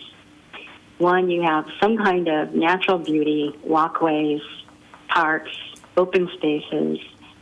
Secondly, you have some kind of unique design and architecture and identity. And thirdly, you have a welcoming attitude to outsiders. That's what makes a great city. And you can be in a city and tell that, you're not welcome here. Whereas, the artist goes a long way toward really making a city user-friendly and fun to get around. And I think if you really look at aesthetic design, then a lot of bad things don't happen in cities that just happen in a lot of other communities, right? Right. Because they're not planned. Mm-hmm. And one complaint about American cities from people who visit from other countries is that some cities all look alike because they just have franchises, So this is a way to really differentiate yourself in a very positive way. Any additions to that area? I can go deeply into government, but I think those two are really important, relationships. And then Section 11 is funding and resource development. After, I think once we get concept for the agency really going, the key is to work the plan. And not everything is code red. And we'll put it on a matrix, it's on numbers, it's in sections. Some things have to be done immediately. Some things we're going to work slowly and deliberately on them. Other things might be back burner. Great things for 3 to 5 years from now. So I think it's important to assign a priority and then to do our budget work, our timeline on each recommendation. Sometimes certain recommendations work together, and they're hand in glove, and they go together in funding and in making them come to fruition. So I've added a matrix. I do think ongoing, the smartest thing to do is to get your head up. And I tell this to all my executive directors I coach. 90% of your time in the office is working, 10% should be looking at other models. And that, on a 40-hour week, that's 4 hours. And not enough time is looking at someone else is out there that's already gone through the pain curve, and they've plowed a way for you to get there a lot easier and faster and cheaper. So I think it's important that, and another great aspect of this is when you have peer relationships across the country, they'll help you. And you don't feel so cut off or isolated or alone or beset upon. It becomes a joy to really work nationally and internationally with the best and the brightest. And then designated funding sources. I think this is really our sticking point. And in the case, what we want to do is really show not just the importance and the return on the investment for arts and culture, but we also want to argue, what is the cost of doing nothing? The opportunity cost of losing out. And I'm not going to go deeply into this tonight, but I want the commissioners to remember the handout I gave you from Americans for the Arts. We have economic leakage. The people just sell their work in another city, and the tax revenue goes there. They buy their stuff online, or they buy it in another community. Or worse, they move to another community and take that potential, which is economic, to another place. So I think this is really an important thing, that this is a small investment considering the return on the investment. And as I mentioned, local arts agencies, I'm just dying to get my hands on the new January research. But we know that LAAs have grown from 400 to over 5,000 across the country. So there must be a reason that these are doing so well with cities. The advocacy case for support is tied to that. And I do think the community, the public, and our elected officials deserve to know, it's beholden to us to prove our case. Does that make sense? Yes. So in order to do that, we have to capture the data, we have to interpret it, and that's why I'm working with the three groups I mentioned at the beginning. Let's just stick our elbow in and use the calculator and see what kind of return on the investment we are with just these three diverse groups. Well, and for me, working as the Tiger team on trying to get the funding, that's invaluable information. So the sooner it can be gathered, the better. Okay, Karen, we're working on it. Yeah, Kendall, this is Terry, and I did have just a general question about the master plan now that I've read this latest and greatest draft. I wanted to know, because I feel that we need to make the case to the Board of Supervisors with national data. And I'm wondering where that fits. Is that going to be a separate little piece that we attach to this, to the supers when they look at this? Because I think they need it in writing so they can sit down and highlight the things they like to see, not just present a PowerPoint before they, consider adoption of this plan. So I'm just wondering, I what's the next step on that? Because here's what I'd like to do. I just was able to locate today. I've been trying. There is a PowerPoint from American City Arts, which Kelly and I have been trying to find, and I actually found it today, and I'm going to email it to every commissioner tomorrow. And this is exactly what you're asking for, Terry. It's the national statistics. It's on a PowerPoint, and I actually downloaded it myself into a document. So it has full-time equivalencies, resident households, how much federal and state income tax, how much organizations spent nationally, where those jobs are created. Here's another one, the nonprofit arts attendees spend, this is 5 years old, remember, $25 per person per event in addition to tickets. It shows where it goes, child care, gift souvenirs, meat, snacks, local ground transportation, overnight lodging, clothing, accessories, et cetera. And then we want to look at what local people spend versus non-local. And there's also some data on cultural tourists. And we know they stay 3 times as long and they spend about 4 times as much money. Also, there was research, which I didn't see in the original study, and it said, will you as residents travel for a cultural experience? And 42% said absolutely. In other words, they'll go to Tahoe if you're not providing it, or they'll go to Reno. Audience, just as a big factoid, one page says audiences spent $74.1 billion, just audiences. This is not what we're spending in goods and services and artist fees, et cetera. Anyway, and also, here's another good point. In arts and volunteerism, the arts are a labor-intensive industry. And as I pointed out to Vern the other day, they are also a non-polluting industry, right? Okay, and we also, I mentioned that artists often do multiple jobs, even if they work on commissions. They're doing multiple commissions, et cetera. But the average community, and again, this is 5 years, I ran those numbers myself. The average organization in the study had 45 volunteers who donated 72 hours each.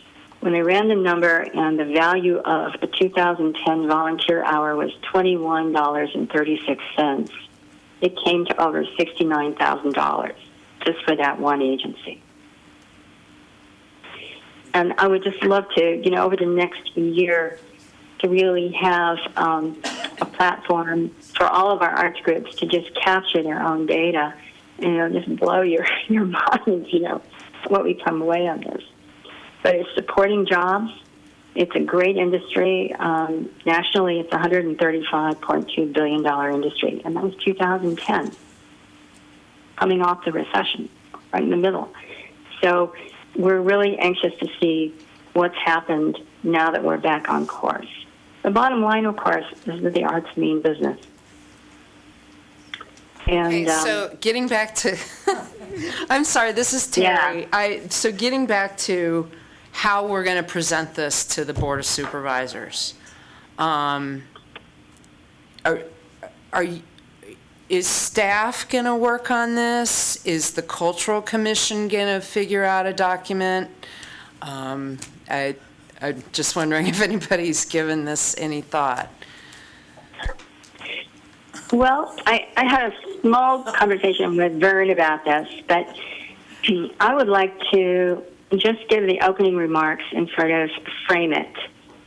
And I was hoping that, remember in your books, in section 9, I gave you making the case. And I really liked what the research shows.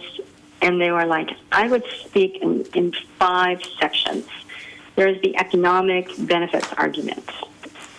There is the education and workforce benefits argument. There's the health and wellness argument. There's the cultural tourism argument and civic benefits.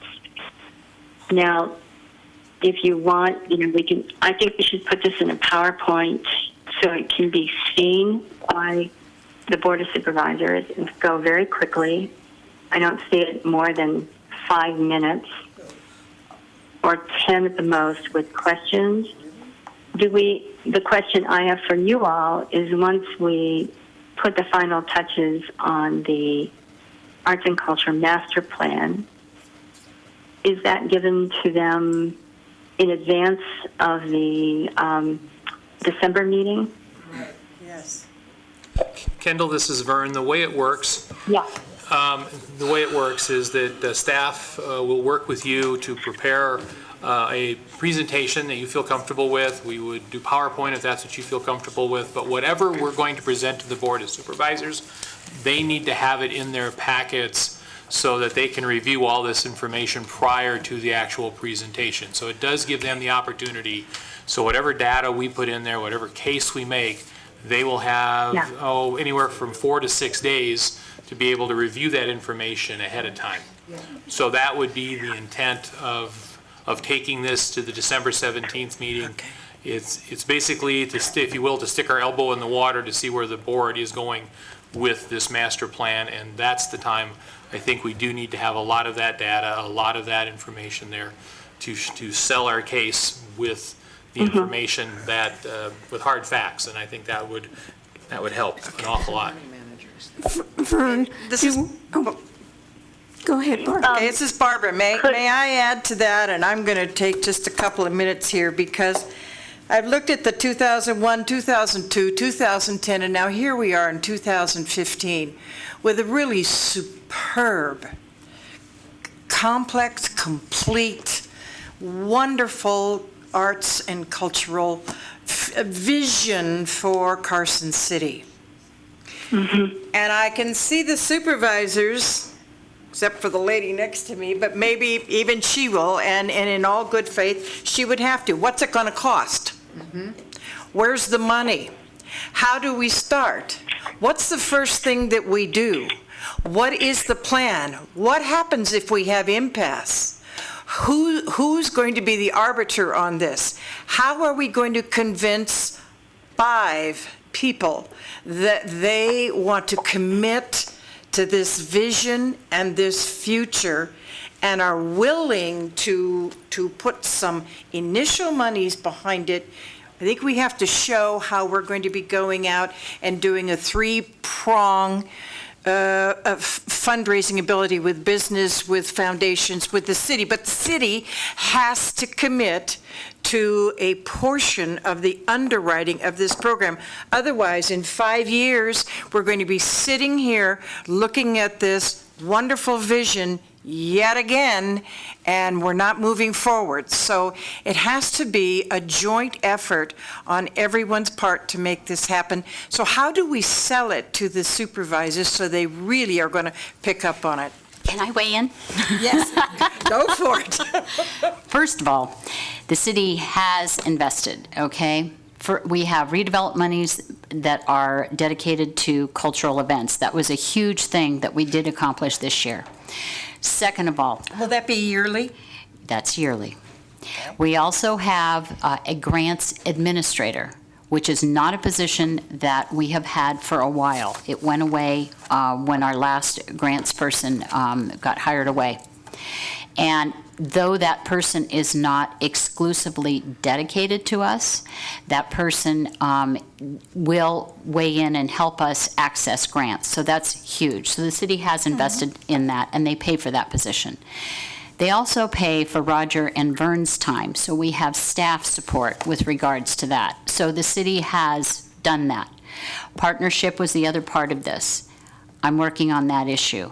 I hate to say that ahead of time, but the data, I can't emphasize enough how important getting that sooner as opposed to later so that I can engage in conversations along with Peter, since Kendall appointed us as the Tiger team to get that part of the funding that will help support that contract person that drives this plan. And I think once the board is made aware that that's the direction that we're going and we're not looking at the city to fund a position, I think it will go a long way. The issue becomes we cannot put a position like this in front of police and fire. That won't happen. So the issue becomes it needs to be a partnership, and I emphasize that. That's really important from other entities within this community in order to make this happen. And that person is also accountable with performance measures to all the entities that help support that position. I'm totally like that, and I'm in agreement with that. Just want to see it happen after 15 years, that there is some movement that goes forward so that the staff is feeling, a sense of accomplishment and that we are feeling accomplishment, and that the city is pleased with what is happening. So, Karen has put in an enormous amount of time, as has Peter, and Terry and everyone else. And we really need this to happen in Carson City. So I'm just pushing to make sure we make this move forward. Okay. And that's why, and this is Terry, that's why we need all our ducks in a row when we go, even on an informational basis in front of the Board of Supervisors. Right. This is Stan. I look at this a little different, I guess. I think we're phasing this in. First thing we have to do is get the master plan. Yeah. And it, we get that, and then we start working forward. We're not going to have a facility overnight, or probably in 6 months. Yeah. And I agree with Karen. The city has, I think, done their share. When you figure the staffing that they provided, the money from redevelopment that is split off, and that's every year, if I understand it right. I don't think this isn't going to happen overnight. And anybody that thinks it is better get on the train, because it isn't. Oh, Stan, understand, this is not going to happen overnight, and I'm fully cognizant of that. I just want to make sure that we are moving along one step at a time, that we're actually going to make this happen. That's what I want to see. Well, and I believe that our presentation on the 17th December is simply the master plan. I think we have to address that, period. And I don't think we need all the statistics and everything else. I believe, knowing the board of directors like I do, that they support it. I think their prior actions have supported. I don't think it's going to be a big deal to get the master plan approved. I just feel that to have the other aspects of this in motion that need to be worked on, and getting the data to help support that, will help move the whole process along. even once we hopefully get to that point of the contract individual, even the RFP that has to go out, that's going to be a process. The interview will be a process. It's all a process.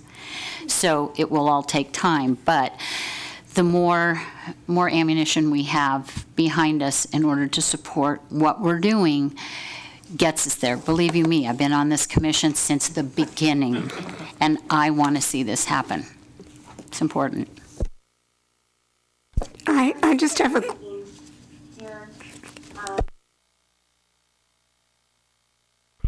That arts and culture master plan is one piece. The American City Arts actually has how to start a local arts agency, the general steps, and how to do your homework, and that's what we've been doing. And then they talk about gathering forces, which is really a kind word for lobbying your elected officials. Now, Kelly, I had her get the beautiful four-color arts and economic prosperity for national highlights, which is, short and sweet. It's not a lot of reading, but it really captures what they need to know on a national level, which could be in part of their packet. So I'm saying the master plan is one thing. I think the case, if we used those 5 areas that are already done, and I can put those into a document for everybody on the commission, and they're the arguments for why really do this? Why should government get behind us? Okay? I think that's an important thing for them to have in advance to really look at. And then to have the economic prosperity report. And then what I would suggest is that we do a short and sweet capsule on the BAC, the theater, and also the jazz festival. There are 3 distinct different types. And to look at the calculator and to see how much we're spending in terms of mounting those productions, in terms of what we're getting in terms of spending, and what's staying in the community. Now, if I were an elected official, I'd want to see that. Kevin, are you with me on that? And, short of, we don't have time to do a major arts survey. No. Generally speaking, if we did this, we were given a mandate, so we took advantage of that. Yeah. Now, I'm going to say the 4th thing for me is, this is an experience I had, as I said, on the governor's arts plan in Washington State, where we had, I think the people who should give testimony are the most important people beyond the short presentation. And those are the white knights from your own community, the people who are respected, who can speak to this issue, and say, it's my community, I want my elected officials to really pay attention to this. And you need to have them quasi-scripted, but, to put it in their own language and to give the testimony at the December 17th meeting. That, to me, would be the presentation. And I'm willing to do it any way you all want to do it. But I think it's so important for key people in the community who are not arts people to really come to the aid of this, and speak fervently and cohesively about the argument, the return on the investment. I think personally that's a good outline for moving forward. Okay. Now, I can have the case to you all, in another couple days, no problema. And we can finesse the plan by the end of the week, if that's okay.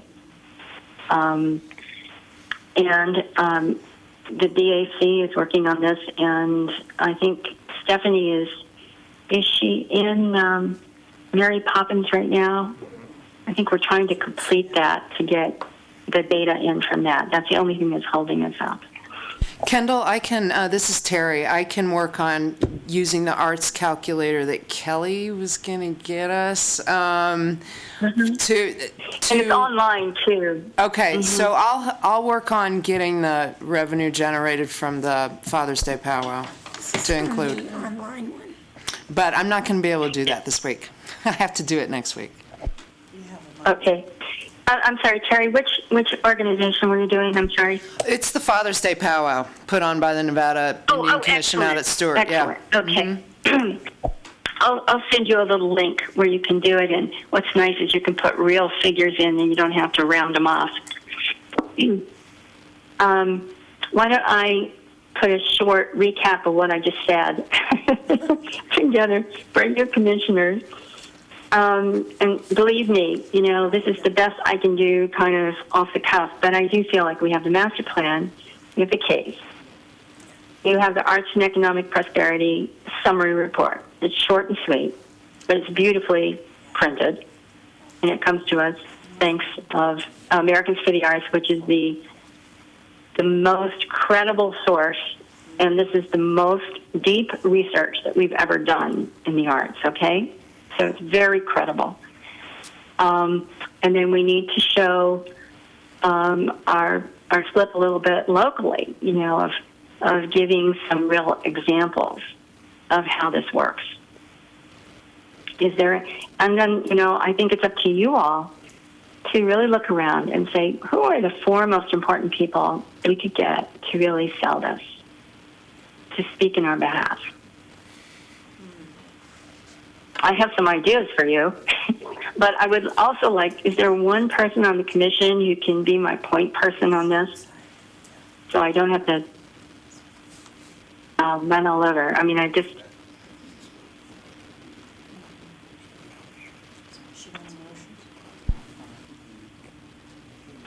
Kendall is asking for why don't we talk about this person tomorrow on the commission, and the people who speak should probably be from the business community who support this from the economic standpoint. And it doesn't preclude a commission, the CCCC or, your friends and colleagues from talking to your elected officials, which is our right. It's just, I like it to be a little more organized and, to have our arguments on paper, in writing. And, if I were doing it, I would definitely look at someone from the hospital, and you want to go as high as you can go. CEOs. You want someone from definitely the hospitality field, or, these people. This is something I think the commissioners should put it together and really put your finger on. Ask the arts community. Gina knows some good people. I'm sure Stephanie does too. Who are these people who the commissioners would really pay attention to? We're delegating Barbara and Stan for that. We're delegating to Barbara and Stan. Okay. And Stan.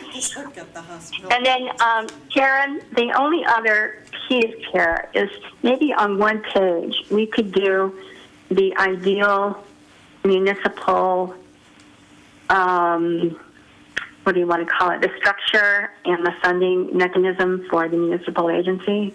Right. You and I have kind of done that. Would that be okay? Yes. Okay. Yes. And I'll work with you on that. Okay, that would be great, because I think we've kind of done that, but it also takes conversation with the entities and how we would like to do right. that. And what Kelly and I have tried to do, and this is just for you, is we have tried to find other similar communities across the United States that you can point to who've also done startup and their models. That would be great. We have a few in our hip pocket. But the idea is you just don't get what you don't. Let's go for the gold. Absolutely. Don't be halfway pregnant. There's no such thing. And furthermore, Stan, I don't think the plan would matter much if we don't get this whole continuum thought through. In other words, who's going to really be responsible for executing and collaborating on the plan? my question to you.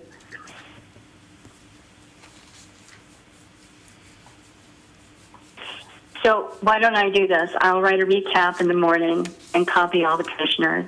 Would that be okay? Yeah. And then move forward on this.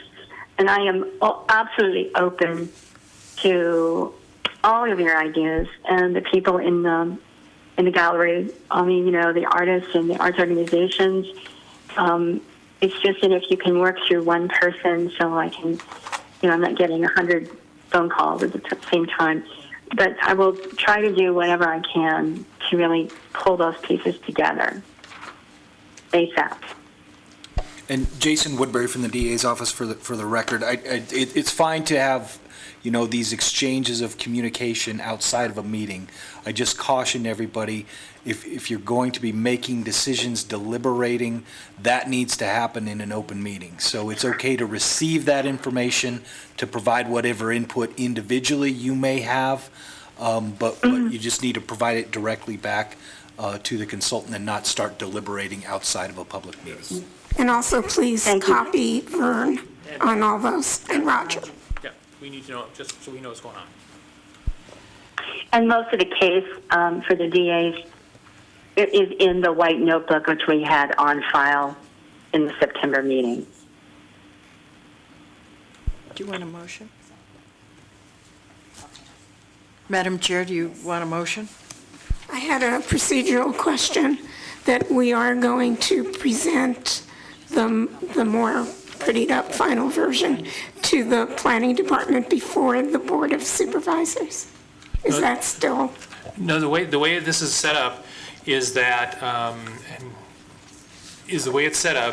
there'll be the opportunity to come back at the November meeting with all this stuff that Kendall's going to incorporate in.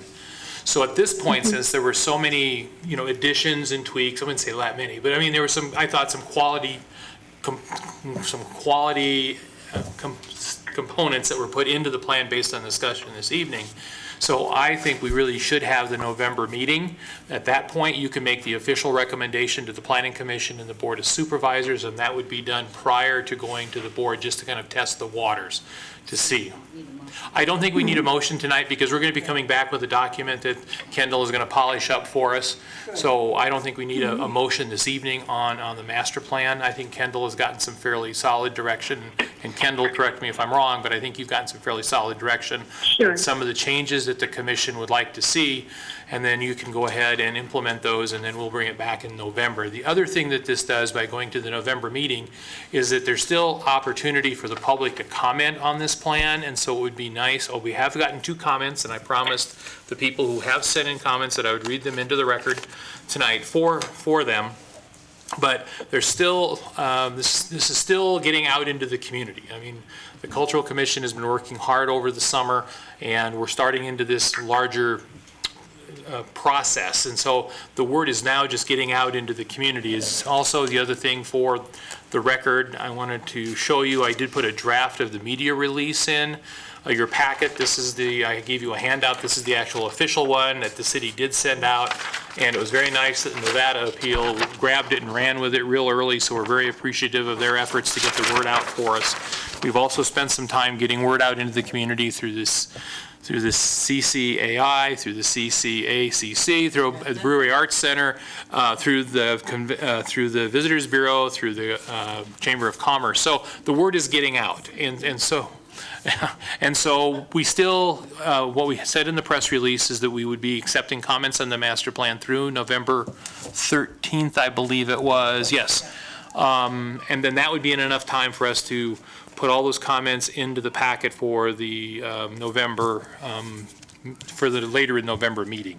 So we would come back with any public comments plus Kendall's revised draft for, at that point, a recommendation to the board at that point. Do we need a motion about the special meeting, the November meeting, to convene that? That's the next item. That's our next item. Okay. Do we need time for public comments before Yes, then. please. Let me, if I could, we've had a few people that have been patient and waiting. Let me at least with the two people that I've received comments from, I want to get those. I've handed those out to you, but I did promise I would read them into the record for them. This first one is from Chris Bayer. Some of you know him. Anyway, it says, "Hi, Vern. I was glad to see the Arts and Culture Master Plan. I've been very busy this year and unable to be of any help. Here are some thoughts. With respect to the goals, under facilities, there is mention of a heritage culture, but no mention of history. This can quickly mean that history comes to be seen in light of diversity, with no focus on the primary political and economic history of Carson City. I'll suggest again, Carson City needs a Carson City Interpretive Center with a full range of history and cultural discussed. I think that is implied, but I'd like to see that be specific. The technical assistance idea is good, though I would be more specific. I think you should mention fostering the creation of a new arts organization. That's implied, but I'd like to see this phrase. An annual arts congress ought to include artists. We've seen the movers and shakers and agency people singularly dominate the arts and cultural conversation for too long. Festival collaborations should mention downtown. Somewhere there needs to be recognition of performance art downtown, not just public art, murals, and sculpture. In arts and education, you might include creation of a scholarship program for low-income youth to pursue training in the arts. There's too little recognition of disparities in income, disparities that have nothing to do with who is interested in the arts. If 9.1 youth at risk is solely how we see low-income youth artists, then it is somewhat demeaning. I hope this helps. So I promised Chris I would do that. I also have a comment here from Ronnie Hanneman. I know she was in the audience. I think she has left, unfortunately, so I will just read her comment publicly. I just had the chance to read through the draft and find one glaring omission, at least in my mind, and that is the lack of mention of the Brewery Arts Center. It seems to me that the Arts Incubator and the office agency should be designated out of this historic facility for which the city has invested so much money and past community art leaders have invested so much blood, sweat, and tears to get this off the ground. I am aware that there have been rather severe financial problems with the BAC due to the hiring of non-association management professionals. If the right person were to come to this management to manage this treasure, I think everything you propose in the master plan could be integrated right out of this very site, or initiated out right out of this very site. I can foresee an arts incubator within the basement of the church, should be a TV studio, no longer operate out of the facility. I can foresee consistent outdoor art shows on a regular basis when the weather is cooperative. Much of the old brewery building could be put to better use. I think what the city is doing now is to establish a gathering place on 3rd Street, as you know, the first project to be completed in the new and improved Carson City. That would be a great asset to the brewery arts since it is within walking distance. This could be the arts district. There is the great Basin Art Gallery there at the moment, and other artist studios might be attracted to come in that area. I would love to see 3rd Street become a place of business for artists. Somehow the back needs to be a part of the conversation picture, and this would be an excellent time to re-envision what the original envisioners had in mind when they put so much work in establishing the center. It's way past a time for a true reorganization of the Brewery Arts Center since the city has invested so many dollars. I know I am repeating myself. Thanks for listening. If all goes well with my flight back from Salt Lake City on Monday, I should be able to be there in attendance Monday evening. This is an exciting venture, and you can be sure the Chamber wishes to be an integral part of it while we are able to fully tout our wonderful cultural heritage sites, as are many visitors, and I write about them often. The arts is a bit more murky. So anyway, just also for the record, these comments have been sent along to Kendall. She has got those also this evening. So she has those to reference if there are questions from those. Can I make a comment? And Jason, I don't know if I can address Ronnie's comments. She's been filled in on the backstory she didn't know prior to all of our engagement with the BAC. So that's where that came from. She now understands, and of course, Kyle addressed it tonight. So. And also, we addressed it with Kendall about spelling out some of the other organizations.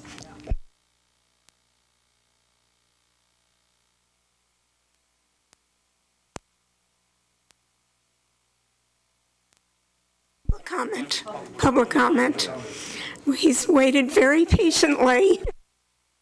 Thank you for the record. Joel Dunn, Executive Director of the Carson City Visitors Bureau. First of all, Kendall, I want to thank you and the Commission for your work. I'm born and raised in Carson City, and I've had an opportunity throughout my entire life to develop a love for not only the arts, but performing arts. And through my work with the city for 20 plus years, I certainly have had a part in that. So.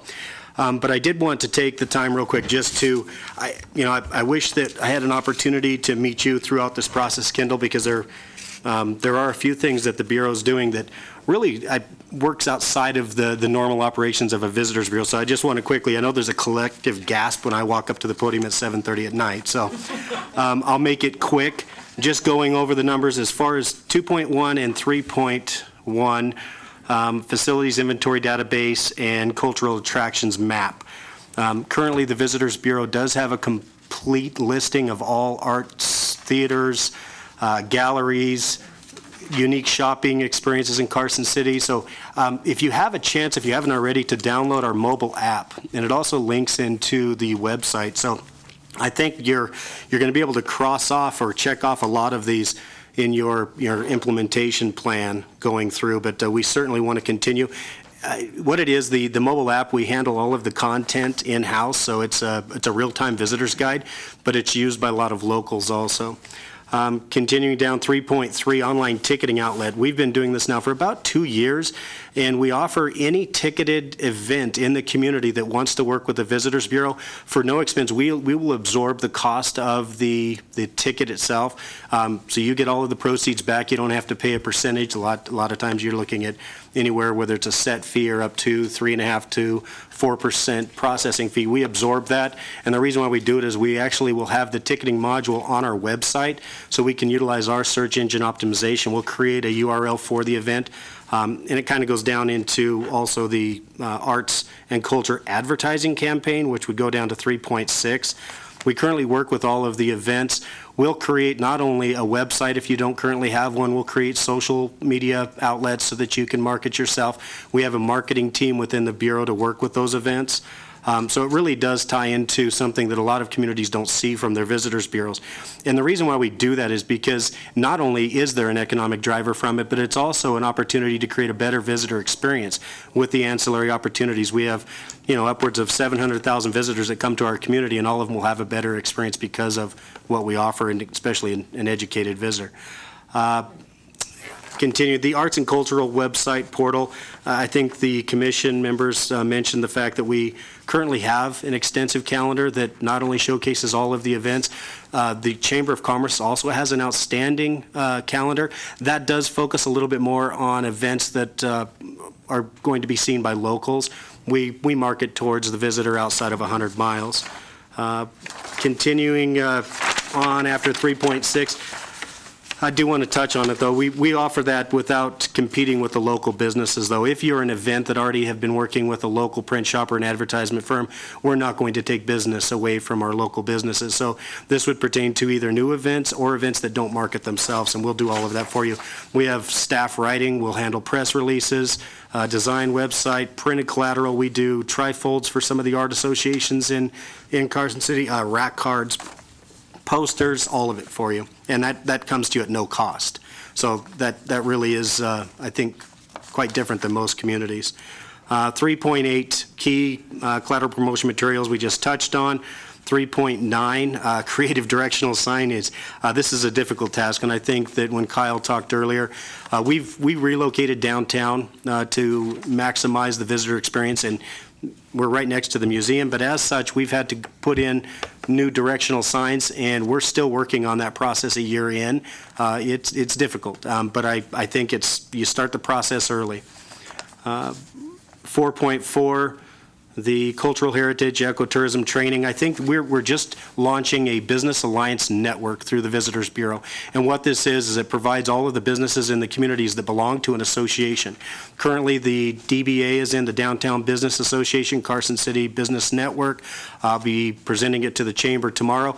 When they buy in as an association, all of their businesses will get the benefits that we provide, and that is with training. We will work with whoever it is to bring in the professionals that can talk about, whether it's the ecotourism, if we don't do it ourselves. We'll work on social media, search engine optimization, anything that can benefit a business locally. So I think this is an opportunity for the arts also.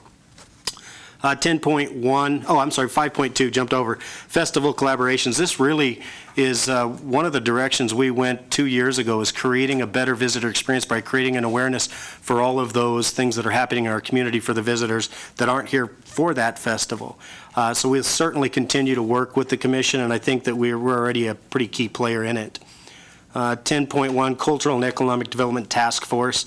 The one thing I would say is when you start providing the data as far as the economic engine, I know that there was mention of presenting to the Board of Supervisors some of the national standards of spending. I'd also take it down, when we do our reporting at the Visitors Bureau, we break it down. I used Dr. John Crompton's methodology for reporting and collecting the data. It's just true direct spending. It's what comes out of the pocket that stays there. There's no multipliers. I would even break it down that far, when you take it to the board, because they're used to seeing that data, and then you can really see some comparative apple to apple. The rest of funding, I think that we're all a player in this, and I think that we'll all be at that table over the course of the next 2 months. But I just wanted to make sure that you were aware of what we were doing. Hopefully, it's never too late to be invited to the table. I look forward to meeting you, Kendall, and I'm sure that the Visitors Bureau will play a role in this throughout the entire process. So thank you.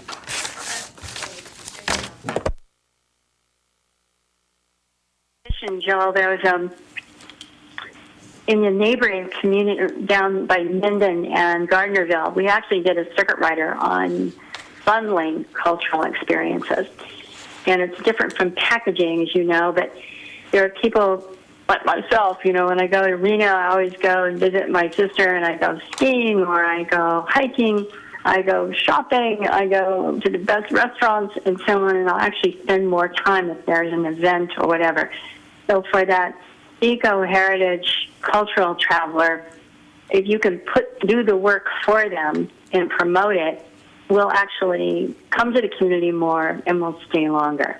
So you're already on the trail, and this is great. I'm really glad that you have these initiatives going. It's not a matter of having exclusivity. It's a matter of really cooperating and capturing the data and then promoting it in the best channels possible. Yeah, I agree, Kendall. And what I can bring to the table also is when you look at those niche markets within cultural tourism, at the Bureau, we'll continue, and we're marketing our museums and our historical significance in our community while still rebranding so that we can bring new visitors to our community and looking at the repeat visits. But, looking at the niche markets within cultural tourism, breaking them down into segmented niches. You've got people are traveling now to become immersed into a community to learn the language, and that's one of the fastest growing segments of cultural tourism. You have the religious-based cultural tourism, and I don't think that's really our market, but that would be more towards Salt Lake City and the temples. And so there's a lot of great opportunities for us, but I really think the festivals, when we talk about major events, that's something we're very successful at in Carson City. So I think we can definitely play a role and develop more festival cultural tourism. Yeah, I appreciate it. Great.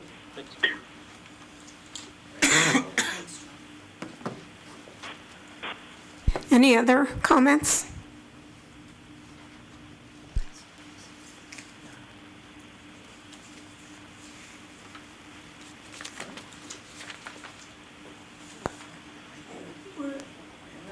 Mike? I hope you got oh, somebody else got it. Okay.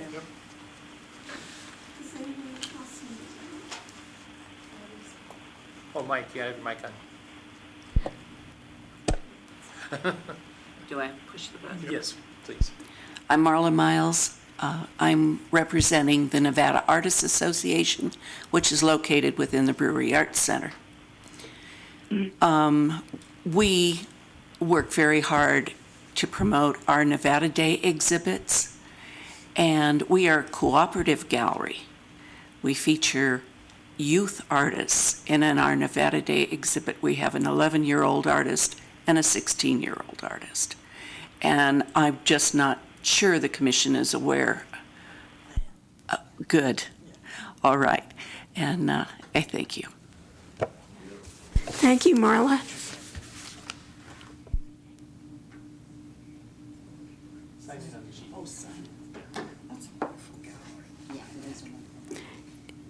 Any other comments? Cindy, Kelly?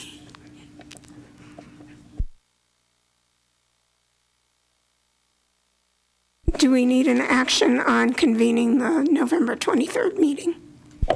Well, that's agenda item number C that we're talking about here. I think we're finished with B. Yep, I believe so. Public comment seems to have ended, so.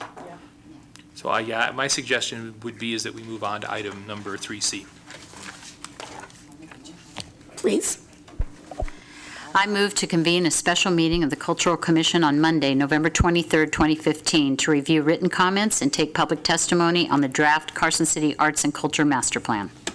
Second. Any other discussion?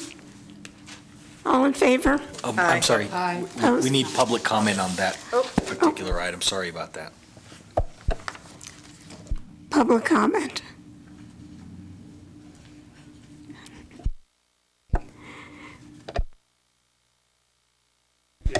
Yeah, you have the motion in the second, you've called for discussion, and now you can call for the vote. All in favor? Aye. Opposed? Any public comment about that action? Okay.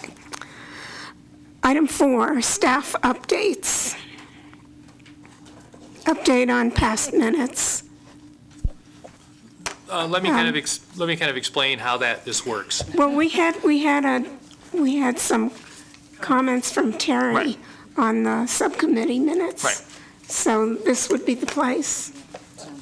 Yeah. Let me kind of explain kind of what we're doing here, and then we can go back to your comment. As the commission knows, or as the committee knows, or the commission knows, excuse me, as the commission was getting late. As the commission knows, the subcommittee worked very hard over the summer and had 4 meetings. At a number of those meetings, they were able to go ahead and approve the minutes from past meetings. When you reach a point where the commission has ended, or the subcommittee has ended its work, it becomes kind of a chicken and the egg kind of thing, because do you convene the meeting to have approval of minutes, which then you would have to have another set of minutes showing that action. So the way that the recording secretary's office does that, the recorder's office does this, is that, as you will see in your packet, the last 2 sets of meetings, which were July 29th and August 12th, were just submitted by Tamar as the recording secretary, from the recording secretary, her minutes from that meeting, and they have been submitted with her signature. So that's how that works. So we were not going to reconvene the subcommittee just to approve the minutes. So did I get that pretty much right, Tamar? Am I all okay? I'm getting the thumbs up from her. So okay. So anyway, if you did have a comment to put into the record, now would be the time. So there was just one small change, or just one small correction for the record, and that is on the July 29th subcommittee minutes, under item B, the 3rd bullet down, was said that Commissioner Cook had presented the visual arts and fundraising sections of our draft plan, but she, in fact, Commissioner Cook, and also subcommittee member Cook, presented the performing arts section and the leadership and training section that she had drafted for our working draft. And that's the only thing I saw. Thank you. Thank you.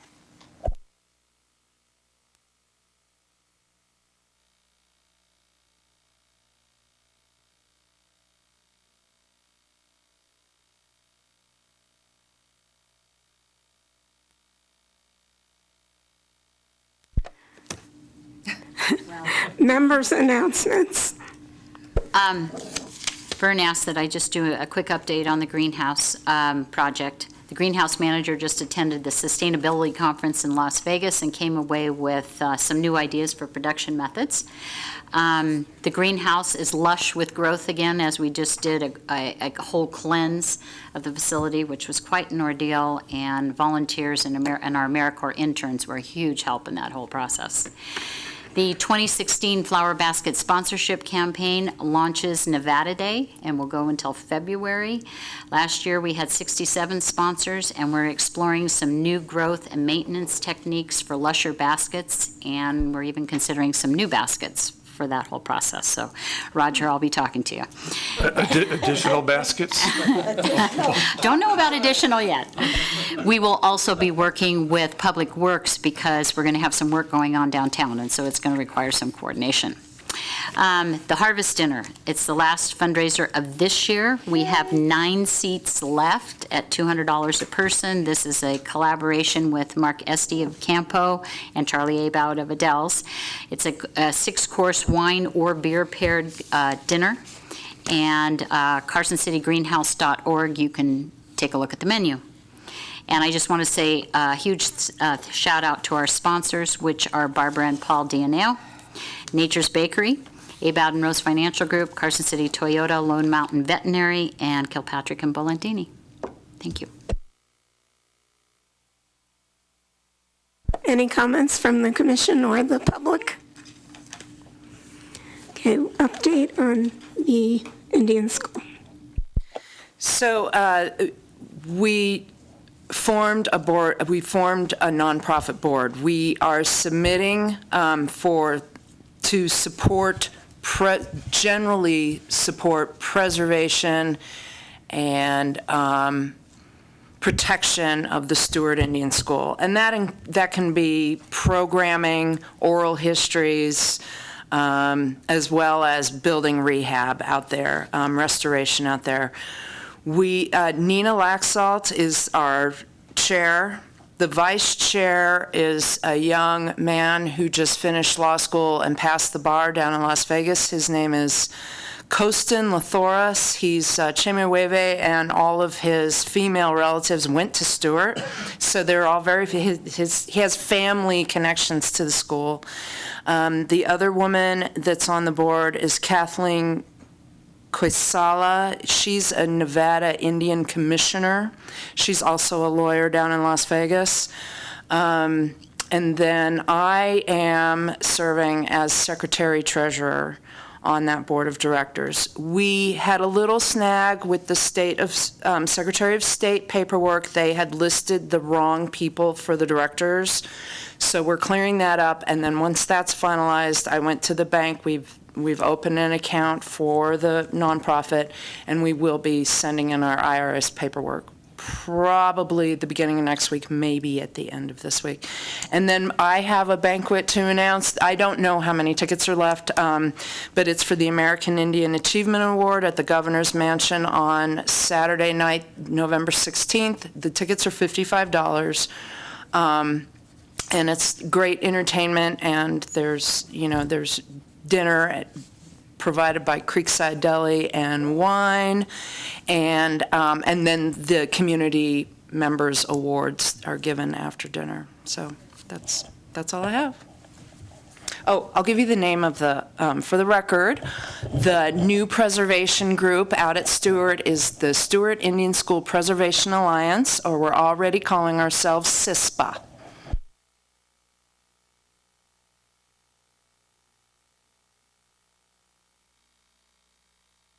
Any comments from the commission or from the public? Stewart, Ronnie Henneman did a good article in Sunday's paper on Stewart. she sure did. That was It was a great very article. informative. in the paper a lot. Yeah, that's good. no, it was very good.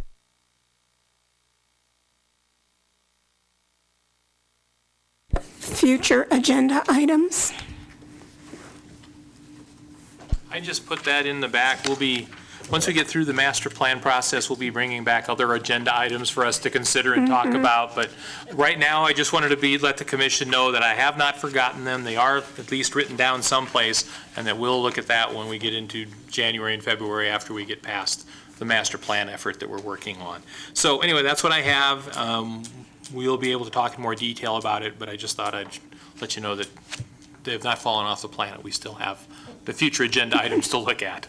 I just had one question on one of those, and that's the RAC funding that I assume we'll be looking at again. And I would just like to know when the request for funding is going to go out. Does anybody know? Can we be notified when that's happening? Don't quote me on this, but I think it's usually by February they have to have their applications in, and then it goes through a review panel, and then from that point, then we will be addressing it. And I think that comes in, I want to say it's April or May that we usually, yeah. It was May of last year. I think it was Yes. May 5th or something like I that. think so too. I was going to say end of April, first part of May. So typically that's how that works. Before then, I hope that we can have some guidelines for evaluations. They are being rewritten. So, Well, and also, I would just like to put in a plug for, I know that we discussed with the planning department about getting the word out further and wider, and to maybe groups that didn't know that fund existed, because apparently it has not been publicly announced in the past. So I just want to follow up, make sure that it does get publicly announced this time. it's in the paper, it's publicly announced. If people don't know it, I'm not quite sure why. Well, who's the gentleman that works in the planning department? Probably Lee Plummel is who you're speaking about. Lee Plummel said that it's just word of mouth. Yeah. That's what he told us. But that's So, okay. not really true. Okay, that's not accurate? Okay. Okay, good. I don't think so. Okay, great. And also, there are organizations that want to know about it, but then they don't apply.